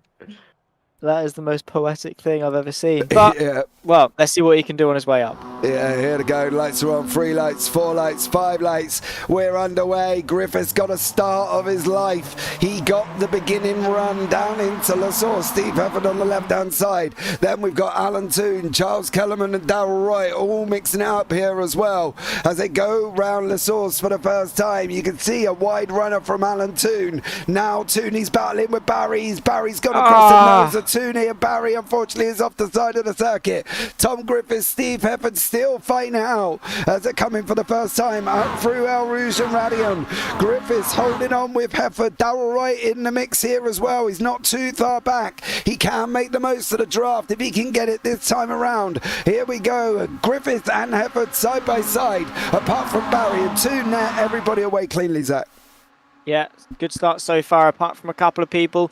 Tucking into the rear end of Hefford is Griffiths. He's conceded the lead, and Hefford has worked his way into the lead of this race. Into Lake On for the first time, of course. It's going to be the first of 7 and plenty of opportunities for counter-attacks. But the entirety of the top 8 are nose to tail. Then you've got Ewan Bramer leading the pack for pretty much the rest of the field, all the way down to Sir Alan Toon. So yeah, we've got 2 packs. Well, now it's all one long consecutive train. There's not a break larger than a second until you get to Mick Barry. Couple of changes up and down through the field. The entire field separated by just 7.5 seconds. Granted, we're only a minute and a half into this race, but what a start to race 3 this is, as McPherson's had an issue. Yeah, it looks like he spun it there as well. Ralph Cullinan sitting in 7th place with Jones. We haven't seen Cullinan and Kellerman yet. So, yeah, we haven't seen that for a change, as Kellerman runs wide there out through Pouon. I'm not going to lie, that's allowed Jones to come through. Ayres is getting onto the back of Newman. Newman's closing down on Kellerman with Wright, Griffiths and Hefford. That is going to be your front 6 here before we go into the Jones, Bramer, Cullinan battle. Bramer's trying to go around the outside of Jones. Is he going to make it through here as well? Jones is going to have that inside line down into Blanchimont. He can't hold on. Bramer sweeps past. What about Sylvester and Benison and Miles Owens? Both of these guys at the back, both of them up 4 places. They've got to get on their bikes, but the run down into Blanchimont for the first time is opened up, and it is Steve Hefford and Griffiths battling it out here as well. The old guard of Momo on the left, the new breed of driver on the right in the number 16 of Griffiths. Griffiths sweeps through on Blanchimont. Job done for him. Kellerman and Newman have just swapped places, and Newman's now taking that position. He's made a mistake going into the bus stop. Kellerman's now under attack from Jamie Ayres on that run down the start finish straight here, Zach. It's going to be a close one into La Source. It will be, as it always is. It's quite a short run once you cross the line into the braking zone of La Source. Quite a short pit straight in general, in all fairness. Charles Kellerman under a little bit of pressure as Jamie Ayres chucks the move to the inside. Can Kellerman get the up and under? Probably will. However, Jamie Ayres, he knew what he was doing. He wouldn't just chuck it up the inside of La Source blindly. He knows he's now got the slipstream of Pete Newman in order to help him defend from Kellerman. But look at that, nose to tail. Hefford practically pushing Tom Griffiths up the hill. Takes a tremendous amount of trust. Little bit of luck sprinkled in, but the fact that they can trust each other to not make a mistake is massive. Hefford giving Griffiths a little bit of a push, which is risky, but maybe not wanting to risk Darrell Wright, by the way. Darrell Wright getting into the mix for the lead. Darrell Wright not too far away in 3rd place. He's closing on Hefford. You can see him there getting into the action. Into Lacombe they go. Darrell Wright sitting in 3rd. He's closing down on Hefford with Newman behind him, with Ayres behind that, with Kellerman behind that as well. Then we've got Bramer, Van Gaal, Cullinan, Jones, McLean. Then the boys of SOB, Sylvester and Owens. And then we go into the arms of Benison, Littler, Toon, McPherson, and Barry is into the pits. Pete Newman goes up the inside of Rivage over Darrell Wright. He's now going to have Steve Hefford to close down on. Can he close down on Steve Hefford though here, Zach? That's going to be the question for Pete Newman. I wouldn't put anything past him. If he closes down on Hefford, he's going to bring Wright and Ayres and Kellerman along with him. He is. And that's the thing. He's basically got a caravan of a few cars hitched up behind him. And the payoff of closing onto the fight for the lead is the fact he's actually bringing more people with him. But he's going to be selfish. Jamie Ayres to the inside of Darrell Wright, who again is holding his own quite nicely, but not really wanting to put up too much of a fight against the big dogs. He falls down to 5th place as Ayres moves his way up quite nicely into 4th. 5 minutes into this race, already a third of the way through race number 3, and still plenty up for grabs. The top 6 still no larger than a second of a gap between each of them. We're going to take another look though as to what's happened here at Craig Jones. Coming through the exit of Vanier was he was always on the curb there, unfortunately for Craig Jones, and he's gone around on lap 2. That racing out in front is still commencing side by side with Griffiths and Hefford down into the bus stop. Griffiths on the left hand side of your screen, Hefford on the right. He sweeps round, gets the job done before we even get into the bus stop. He's got to try and stop that car. Newman's coming up now as well. He's bringing Ayres is bringing Wright's bringing Kellerman's bringing Bramer. The gap for Bramer is now only 1.1. Newman's trying to go up the inside into La Source on the left hand side here with Steve Hefford. He's made it through as Newman goes into that second place spot there, Zach. Job done for Pete Newman. Yeah, well, is it? Because this is a long, grueling fight. The battle's won, but the war is far from over for Pete Newman. He's done a good job now, but he's still got a lot of work still to put in, both to win this race and, in fact, to actually keep the rest of the field behind him. Up over the crest, and, well, is he going to be sparking a move for the lead? Is he going to be defending his run for second? We'll find out in probably about 20 seconds time when they start slamming onto the brakes, because it takes a long time for these MX5s. They're going to go 3 wide, though. Not a little, even millimetre of a gap between each of the cars as Tom Griffiths catapults himself into lead. They fly into formation into the braking zone. Pete Newman chucks the car to the inside as Griffiths tries to go the long way round, chucks the move back to the inside of the second part. The advantage once again switches the way back to Pete Newman through Mohammadi. Around the outside goes Tom Griffiths, and now Jamie Ayres looks to make it 3 wide into Ravage. Yeah, Jamie Ayres trying to send it 3 wide there. Newman comes out on top with Ayres in second, with Griffiths, with Hefford, with Wright, with Kellerman. And then behind Kellerman, you've got Bramer and PVG. That gap up the front is not very long at all. From first all the way down here to Ewan Bramer in 7th is 1.5 seconds. I cannot explain to you how short of a time that is. PVG on the back end is 1.8 back from the lead. Newman's hanging on. He is just about hanging on from Jamie Ayres. This is far from done, Zach. 7 minutes remaining, and this ain't over. It is not. Oh, wow, we've still got half of this race to go. A little bit under. Oh, actually, no. We're 10 seconds into the second half of this race. So much action still to come. And then race 4 as well. So it's not even the end when we get to the end of race 3. We've still got one more to go.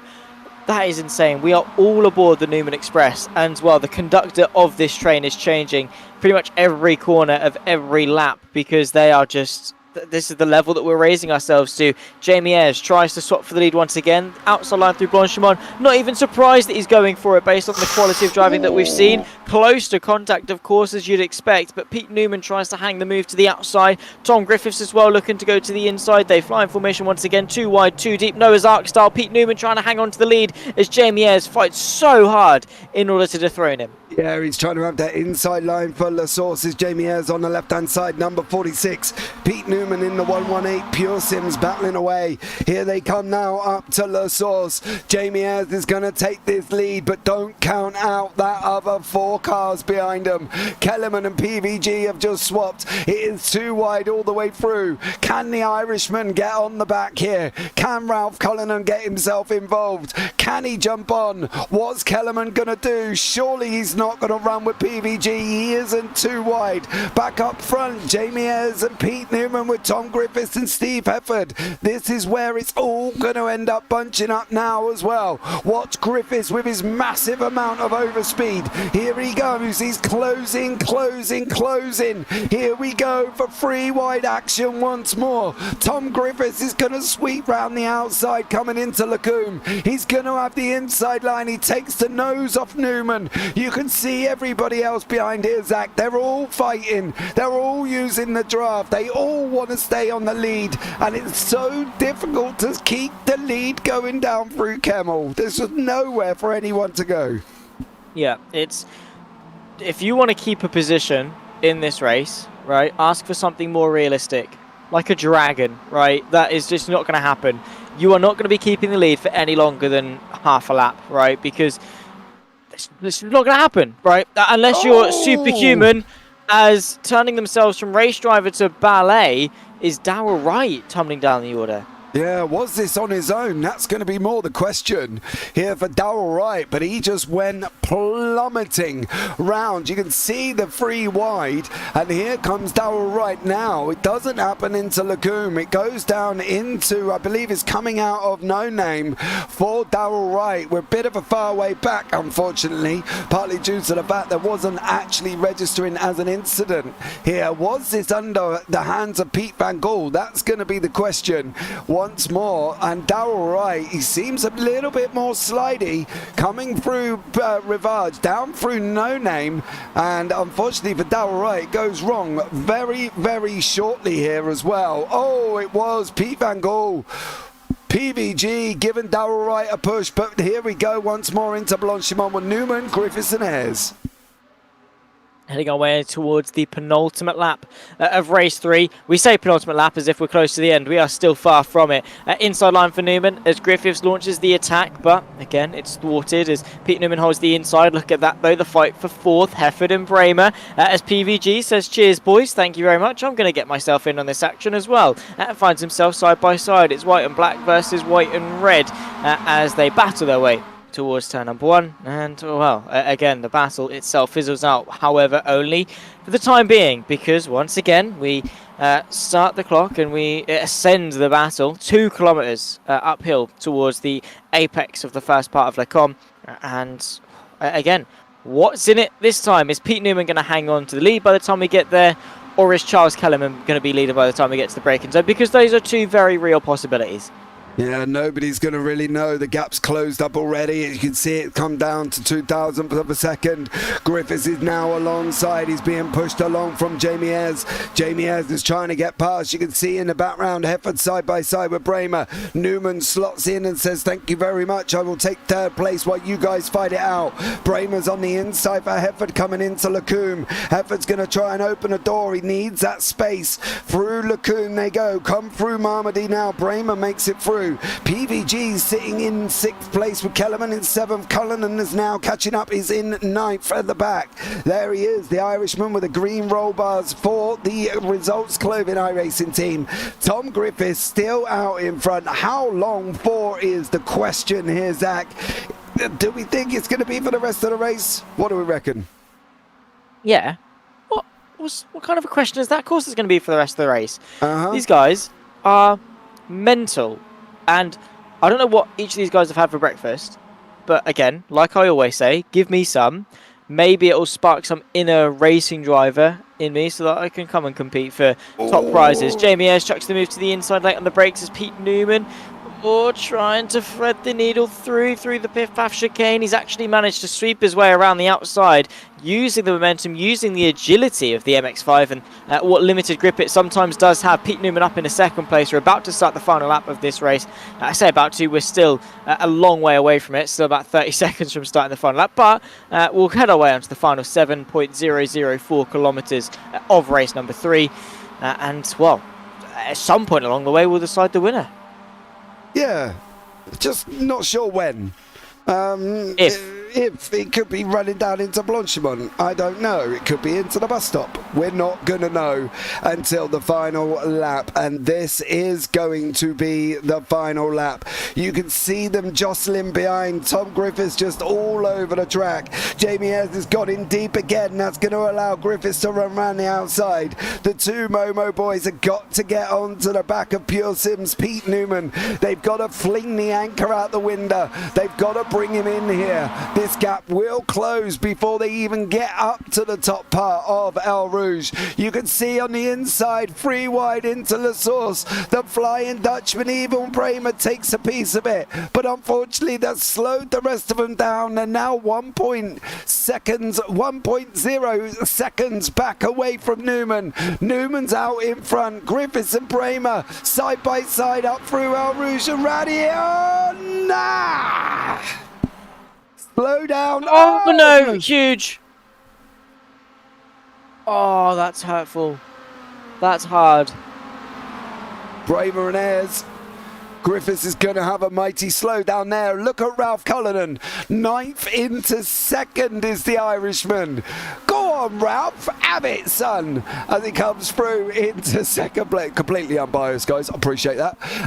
But Ralph Cullinan takes second place. Now, can he hang on? Coming down through Blanchimont. He's got into Rivage in that second place. Charles Kellerman in third with PVG just going up the inside. Griffiths is back in the fight once more. Here, could this be Griffiths' highest finish of the evening? Time will only tell. Callum McPherson and Sir Alan Toon having a nice little battle further down the order. Callum McPherson in that cow livery. I do love that. It is absolutely quality. Back up front now, it is Ralph Cullinan and it is Pete Newman. Here we go. This is going to be it. We've got the run through Pouon to go. We've got the run through Fanier in for Paul Ferrer down Blanchimont. Surely Newman's wrapped this up now. Surely, you'd expect so. Realistically, yes. Based off the standards of this evening, probably not. I mean, probably, but also probably not. It's a bit of a contradiction because what you would expect probably won't happen, but also it's kind of Pete Newman leading by 1.6 seconds with a sector to go. He's going to win this race unless something crazy happens and Ralph Cullinan brings out a rocket ship like Tomater does in Cars 2 and just flies his way past and up into the lead of the race. PVG, however, has got a very realistic look for the fight for second. He's going to have to go to the outside through Blanchimont, but we've been proved so many times that that's actually a very realistic move to make and gives him the inside for the final braking zone of the race. Yeah, too wide further back as well with Tom Griffiths. Charles Kellerman. Griffiths has got the inside. PVG takes that second place.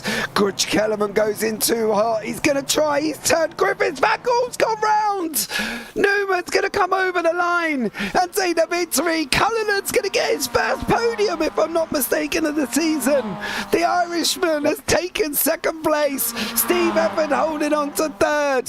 What's happening in the AMS? Dale Benison and Andy Littler fighting out as well. Benison goes in well hot. Littler goes in hot. He pushes Benison off the side of the circuit. Jones can't come through either. But in the AMS, it's going to be Andy Littler and Dale Benison there as well. Wow. Oh, could it get any better? I don't think so. I don't really know. I think we peaked. I don't really know. Oh, wow. My boy didn't finish, did he? My runner and rider. Oh no, Exxon Griffiths, that's all right. Here's Jamie Ayres and Bramer. You can see Griffiths getting all out of shape. Bramer's off the side of the circuit. That's huge. Luckily that wasn't real life, because yeah, that would have been a really big crash. But there he is. All right, he's still kicking about. This is what happened at the back with PVG. Cullinan goes in. PVG, I think, gets on the gas too early. He's already sliding. He's gone round. Griffiths hit. Kellerman's hit Griffiths. Hefford's lost a random bumper. And then we go to that run down to the line with Hefford and Sylvester. Hefford just got his nose in it there. Well, I don't really know what else to say apart from hello. Hope you're all enjoying yourself. Here is race 3 results. Pete Newman, Ralph Cullinan, Steve Hefford.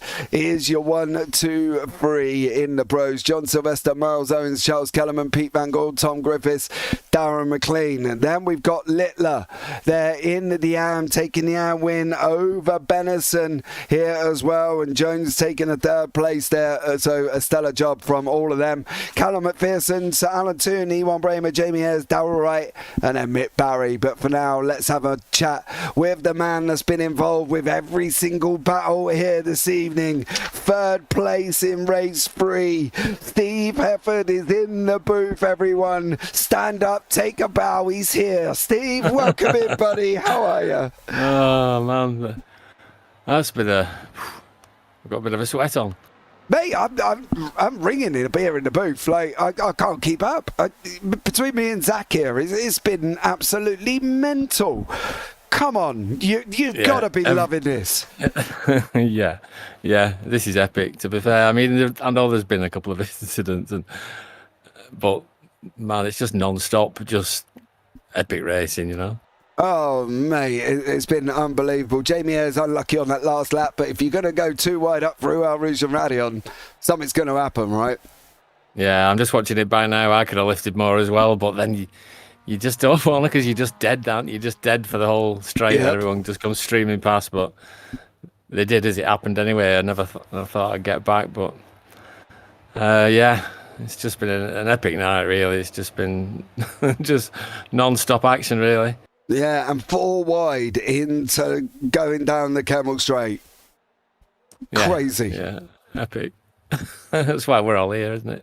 Oh, at the end of the day, it definitely is. Going into race 4, I would ask what your aspirations are, but we're not even sure what's going to happen. So what do you think? Top 11 reverse? Just want to live. but to be honest, as long as there's no accidents, I mean, you can use people as a bit like a ladder. You can make places up left, right, and centre down the straights. You know yourself. You know you can be 7th, and then at the end of the straight, you're fighting for the lead. You know, so I mean, you don't rule anything out at Spa, do you? No, well, just look at Ralph Cullen on that final lap. It all kicked off with Griffiths and Ayres and Bramer, and then he went from 9th to 2nd. Yeah. Oh, Ralphie taking his first podium of the season. Yeah, he's had some speed. So Charles as well. Yeah, Charles has been keeping it clean as well. He's done a great job. So, right. Yeah, it's epic. Well, good luck in race 4, Steve. I think I'm going to need it. Yeah, I don't know where you're going to finish, to be honest. But have a fun one, mate. Final race of the season. Go out, enjoy it, bud. And hopefully you come out on top. Yeah. Let's hope so. Take care, mate. Take it easy. Well, there you go, Zach. Top 11 for round 4. Race 4. I'll even bring the results up for you. I'm so spoiled. Who you going with? I'm going with... do you know what? I'm going with Ralph Cullinan. Ooh. Because why not? Are you? Would you like me to change? Would you like Ralph Cullinan? No, I'm going for Charles Kellerman. Cullinan and Kellerman to round off this season. Yep. Oh, yes. Please finish 1-2. It's not often I wish for things to happen, but please finish 1-2. Oh, that would be amazing. Absolutely All amazing. or nothing on the championship? What? Whoever finishes in... All right, I'll tell you what, we'll do a deal on the last race of the season. Whoever finishes in front between Cullinan and Kellerman, that commentator wins the championship. Yeah, it's like the golden snitch of Commentators Championship. Yep. All right. Sweet. I'll give it to you. All right. I'll let why not? Let's have some fun. What do you mean, give it to me? No, you need to have faith in Kellerman. Oh, I have. Charles has been a rock this evening. He has been a sturdy. Yeah, do you know what rocks do, though? I would say as sturdy. Yeah, I would say as sturdy as the Titanic, but unfortunately that sunk. That didn't. Yeah, it wasn't a good idea. So I think Charles Kellerman, Mr. Consistent here this evening, he's going to go and do a number for me. And if he don't, well, I know where he lives. So there we go. Oh, wow. Threats. Live on broadcast. I think that can be used in court. Charles Kellerman disappears. Dude. James Parfitt. Right, let's bring you out the grid for the final race of what has been the most epic evening of racing. And if you're not enjoying this, well, I can only say exit left. Dale Benison is on pole with Andy Lettler second, Darren McLean third, Tom Griffiths fourth, PVG fifth, Charles Kellerman in sixth, Miles Owen seventh, John Sylvester eighth, Steve Hefford ninth, Ralph Cullinan in 10th, Pete Newman in 11th, and Craig James in 12th, Callum McPherson 13th, Alan Toon 14th. Then we got Bramer and Ayres 15th, 16th, Wright and Barry finishing it off here once more. So here we go with Dale Benison. Is he going to be able to hold on to this lead? Can he make it? Can Dale Benison take the victory? Time is only gonna tell, and we are gonna be up and running very, very shortly. So lights, final time, final race. Here we go. 4, 5, It's green, green, green here for the final time of the season for the UK Sim Racers. Dale Benison, Andy Littler going out side by side. They're doing a stellar job now. Littler leads the way with Benison and McLean. Griffiths is there as well. PBG. Kellerman is ahead of Cullinan. Come on, Giles. You've got this, buddy. As they go down through El Rouge and Radion for the first time. And Dale Benison leads us away here, Zach. He does indeed. I don't know if I'm excited or nervous, or I don't know how to feel about this race, but let's do it. It's absolute carnage. Look at that. Honestly, you could get one of those NASCAR flybys just by standing next to the Camel Straight. Just look at it's ridiculous. It's like the M11 on rush hour. It's just insane. 3 wide going into the braking zone of Lake Commerce. PVG threads the needle through for second place. Two cars side by side, however many times throughout the field. It's just insane. I'm losing the plot, James. My brain is just frazzled. There's too much going on. I've just been overwhelmed with racing. Look at this bunch of cars here as well. Darren McLean out in front. PBG sweeps round him into No Name. Benison hangs on to that third.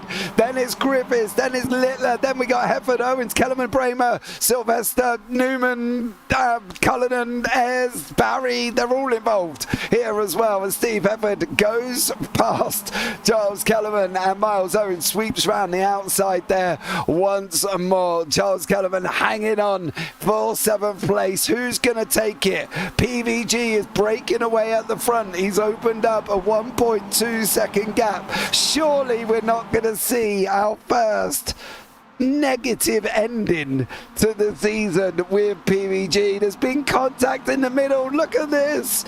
They're 3-2. I don't know. Kellerman's round. No. Oh no. No. Cullinan's in the gravel. Cullinan's off. Cullinan's off. Newman's off. Everybody's off. Barry's just gone to exit right. He's gone into the shadow realm.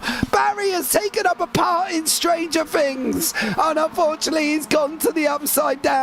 But Cullinan is still running. He's still in 11th place. Charles Kellerman is down in 16th in the wall, and it's not fair. Restart. Red flag. Red flag. Yellow. Safety car. Bring them all out. Get Kellerman back up there.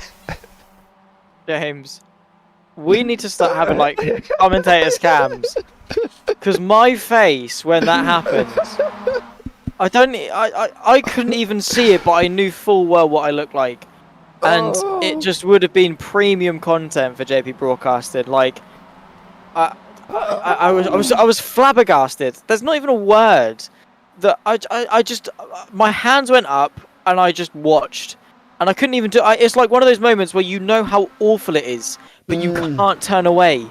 Like, you're just fixated on it. You're too enveloped in shock to turn away. They pirouette round in the most sadistic fashion possible, and then look at this. Like, what is that? I don't know, but the thing is, Charles Kellerman got back underway, right? So what happened here? Oh, Mick Barry! Oh, he tagged that all right! Oh, Giles! Oh no! Oh, he had the opportunity to sweep round them all. PVG, Tom Griffiths, Darren McLean, Steve Efford, Dale Benison. Go, Darren! Let's just have it. Oh, absolute carnage, says Joss Monster there as well. Do we need an intervention, James? Absolutely. Safety car it up. Let's get everybody back together and restart it. Can you imagine this on a restart? Oh, wow. I mean, you're in the iRacing session. Do you not have a push to talk, or do spectators not have that power? No, Did you not just say everyone slow down? Oh, no, I don't have that power, unfortunately. And breathe. I don't think I can. That was anticlimactic. I know. That was disappointing. My boy's in full deep. He's chasing down Darryl Wright now. The man has been consistent all evening. Goes and ends up getting through the accident and then taking out Darryl Wright. Or having a run-in with Darryl Wright, should we say. PVG battling away with Griffith. Steve Hefford fighting out with Darryl McLean. McLean's on the defensive. This is an Am and Pro for Darryl. Oh no, it is 2 pros, sorry. Here as well. Darryl McLean got the outside there in the Sky Active 88. Hefford sweeps round. What's going on up front? PVG on the defence from Tom Griffiths, and Kellerman's now chasing down Darryl Wright, who's just ceremoniously ended up upended into the air. So there we go. I'm upset. There we go. I'm upset now. Are you? Yeah. Because Well. Ralphie's like 13 seconds ahead of my horse, and unfortunately, if this was the Grand National, I'd be ripping up my ticket about now as well. Throwing away your life savings as well. You've just that was the remortgage on the house, done and dusted. That was then having to good go thing. home. The stakes aren't that high. Yes, having to go home and explain to the missus why I've skinned. You know what I mean? Right, we're gonna be lettuce and pasta for the next week, mate. Sorry. So like Charlie in the Chocolate Factory's type. What is it? Cabbage stew they eat. Yeah. That's all you're having. I'll have to go down to the fish shop at the end of the evening and pick up what's left out of the old thing before he bins it all. You know what I mean? PVG fighting out. Griffith sweeps round. Job done there as well. You can hear it in the commentator's voice. We're just so deflated that race 4 turned out like that. Everybody had just said how clean it was. Everybody said how amazing it was going to be. And then piff, paff, puff. It went within one moment. We had Newman, Cullinan, Wright, Owens, Sylvester, Alan Toon, Mick Barry, Darryl Wright again, Craig Jones, then Darryl Wright and Charles Kellerman, and then Miles Owens, and then Craig Jones. So it all went a little bit wrong. What is happening? Come on, Charles. Has he got any pace in that MX5? I don't think he's got any, is he? He's about as fast as a lawnmower at the moment for Charles Kellerman. He can't even make it past Darryl Wright down the old Kemmel. So I think for Charles Kellerman, this is about as far as he's going. What's happening with Ralph Cullinan? He's driving all on his own in a very Danridge car as well, the Irishman. And Tom Griffiths here with PVG tucked right behind him. Well, at least we got something. Yeah. Well, I'm all puffed out now. Like I reached the climax in race 3, and then I've run out of steam for race 4. Race 4 is so anticlimaxical because we've had 3 epic races, and it was. I need a week break now. Yeah. Oh wait, it's fine. You can't, can you? Well, yeah. Oh. Tuesday. Oh, okay. Well, I've got about 3 hours and then I'm back at it again. But Tom Griffiths and PVG running down Blanchimont now. Griffiths out in front. PVG in second. Steve Hefford in third here as well. Hefford's getting into the mix. They're dropping off Darren McLean slowly. Is 1.2 seconds back. Here's McLean going to get into the clutches of Benison. Hefford looking up the inside of the bus stop. Runs the curb on the entry. He's trying to get a better run than Tom Griffiths now as well. Oh, sorry, than PVG. So let's see what happened here as well as Craig Jones just enters into YouTube. What did he do here that he's just said, I don't think anybody noticed the incident? Well, we've just noticed that part of the incident. What did you do earlier on? Oh, you were involved in that. Oh, hold on. No, we didn't notice this. No, look, you didn't know, but we didn't notice you hitting Mick Barry at all. So, and that's what caused Kellerman to go into Darryl Wright. It's just Craig Jones's fault. It is Craig Jones's fault. He's taken out my horse. He took out Charles Kellerman. That's it. Ripped my ticket up. Life savings gone. You know what I mean? Mrs. is going to make me sleep in the shed with the spiders and the mice. She's going to be chucking me dry rice out the window. It's all going to be horrendous, probably. Hefford and Griffiths fighting out there as well. Hefford takes the lead through Lacombe. They go. Griffiths sweeps in front of PVG round Marmody. Hangs on now as well. Can this be a 3-horse race? Can Darren McLean get back up into it? Can we make it 4 here? Can it be a 4-horse race once more? Miles Owens entered into the pit lane. Craig Jones has gone out. Sir Alan Toon's gone out. Race 4 has just turned into one word, and that's one word only, and I'm writing it down, and it begins with C and ends in S, and it's complete chaos here as well as Hefford and Griffiths lead away. In through Pouon they go with PVG tucked right behind. Darren McLean's getting kind of in and out of the battles, isn't he? He's getting close to the draft and then drifting out a little bit, so he does lose time at certain parts of the circuit.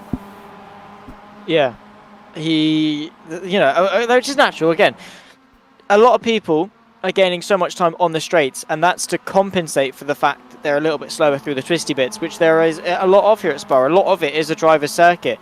But the thing about the MX5s and Grand Prix circuits is that they are so wide, and a lot of the corners can be taken at quite high speed, which means that there is quite a high pace differential between some of the fastest and the slowest. Fortunately, as I say here at Spa, you can get away with not being as good on the pace because you can make up for it with the slipstream and being a good racer, so it's not as big of an issue. But in isolation, if you're in a direct fight, then yeah, it could very quickly become a bit of an issue. Hefford, Griffiths, Van Gaal, and maybe even Darren McLean as well to search for his first podium of the season as they go 3 wide into the bus stop chicane. Hefford is late on the brakes, a little bit too late, but I think he might get away with it. Yeah, Griffiths is going to try and get a run out the exit of the bus stop. I love the fact that Craig Jones takes no responsibility for any incident there as well. It's all Mick Barry's fault. Typical eSports sim racer. It's always everybody else. Griffiths goes up the inside of Hefford now. PVG's looking up the inside. Can Darren McLean get onto the back of the draft? He's half a second. These guys up front a second, split by a 1/10.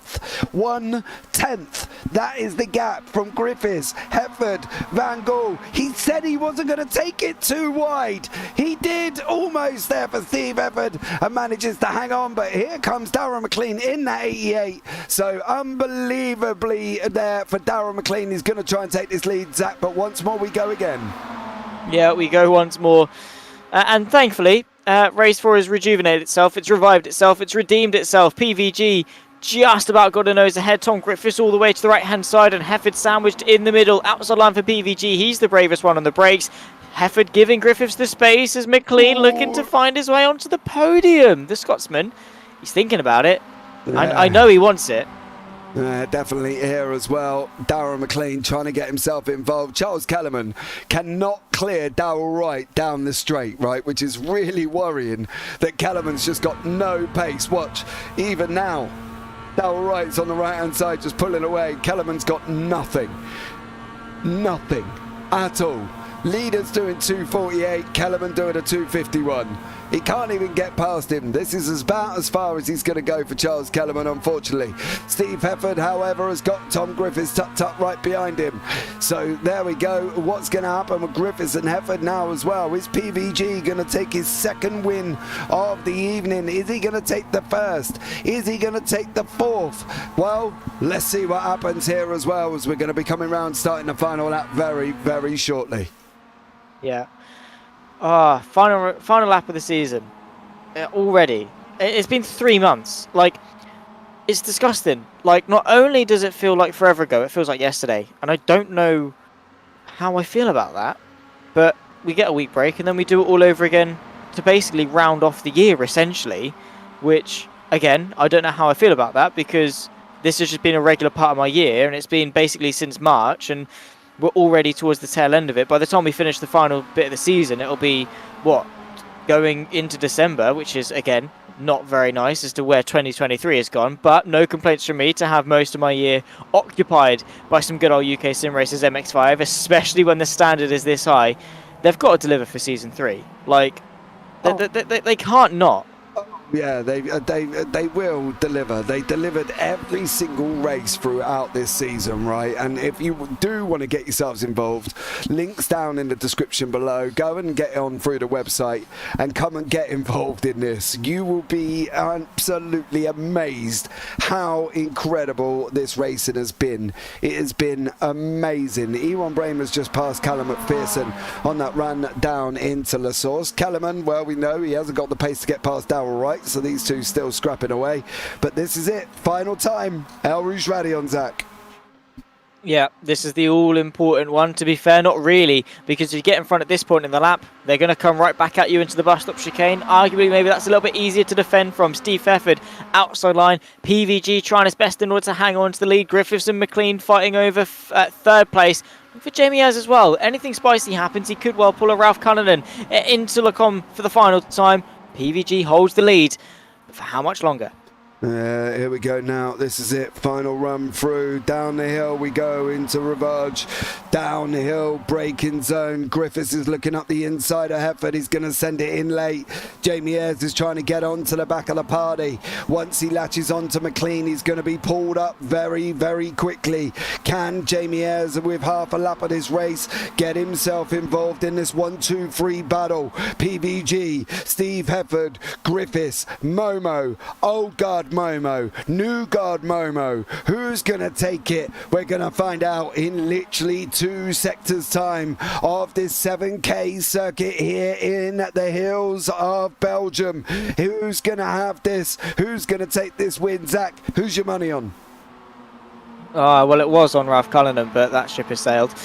In terms of the final half of this lap, Hefford. Actually, yeah, I'm going for Hefford in the final run. I mean, I've already sort of cast my vote, and I think Hefford's going to have it. He's so brave on the brakes. Yeah, I'd like to point out as well, look at the timing tower. Look who's sitting in Oh my God, that's so... It's romantic, it's poetic, it's just the love story of the UK SimRacers. Yeah. Cullinan and Kellerman in 11th and 12th. Down we go, Blanchimont for the final time. Is PBG going to hang on? Is he going to take the final race of the season? Is Steve Hefford going to take his first win of the evening? Is Griffiths going to be free wide into La Source? Oh, it's Hefford! It's Steve Hefford! Oh no! The guys from Momo did himself up there as well. PVG comes over the line. Tom Griffiths, McLean and Ayres. Oh dearie me! And Dale Benison takes the AMS. I don't think that quite went as planned there for the guys from Momo. I think it did. I think that was synchronized swimming, but they can't swim. And yeah. That was a bad analogy, but it was bad driving. No, I'm joking. Yeah, not great. But Steve Hefford was like, sweet, cheers, boys. Boom, win. Sorted. Final race this season, done and dusted. Yeah, it was really weird, right? Because they latched together and it almost looked like he slingshotted Steve Hefford out. Look, we'll have a look here. You can see them come down. This is where Griffiths goes. And watch PBG and Griffiths. Look, PBG stops Griffiths. And Hefford says, cheers, boys. I'm off. No, I mean, thanks, guys. Miles Owens is waiting to finish up here as well. Incredible. From Momo to Ono, says Craig Jones. As Miles Owens looks like he may have had a moment there. I'm not going to lie. That car does not look gorgeous whatsoever. But Miles Owens is going to come over the line and finish off this last race of the season. Great job from everybody there as well. But here are the results from the final round. From the final race for season 3, and it is Steve Hefford with the victory. Pete Van Gaal, Tom Griffiths, 2nd and 3rd, Darren McLean in 4th, and Jamie Ayres and John Sylvester 5th and 6th. Dale Benison took the win in the AMS in 7th, with Andy Littler in 3rd.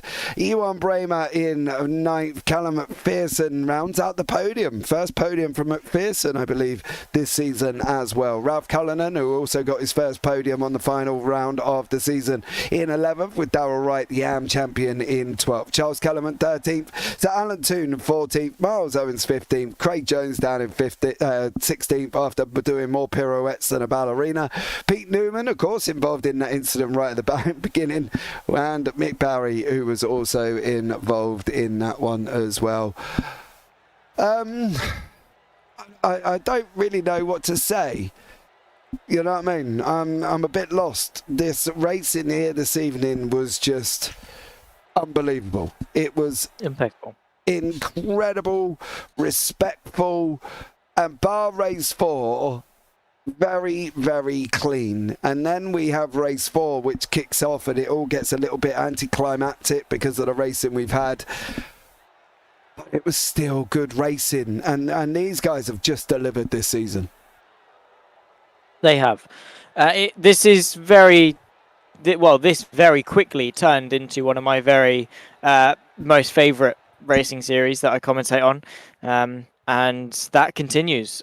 Season 2 again was one of the most well looked forward to championships. Again, coming off the back of season 1 and how good that was. And then we go again. We had the week break and straight back into the intensity week in, week out, going to 4 different races across 12 different circuits following the official calendar. And yeah, they just always delivered. So once again, I'm looking forward. Yes, I'm sort of sad to see season 2 come to an end, but I'm just equally looking forward to seeing when season 3 gets back underway. We get, of course, the week break for week 13, and then boom, straight back on it again on that run all the way to the end of November to round off the year. Yeah, definitely. It's going to be an interesting one. Don't forget, later on, we've got the BSC NASCAR from Watkins Glen. We've also got the start of the JBB GT4 Season 2 tomorrow night here as well. That kicks off from Alton Park. Evolution Sim Racing final round, Radical Sim Racing final round, Friday morning, 1:45. I think it is it's nearly 2 o'clock. Triple Bypass Gen 4's final round from Five Flags. TCR's on Friday. VWSC Saturday, and Sim Racing for Simpletons on Saturday as well. The Radical Sim Racing Finals, season finals, kicks off on Sunday, and then the final round of the IGP, which of course was taken by Kenzie Newhoff there as well. It doesn't look like anybody's going to come and have a chat for us here as well. So all we've really got to say now, Zach, is just thank you to everybody in YouTube that's joined us for the whole entire season. You are much loved. You are much appreciated. You are very much interacted with here on the JPB channel. So for now, for the final time of season 3, from myself, James Parfitt, alongside Zach Sweeney, take care, have a great week, and you never know, we might see you next season. Good night.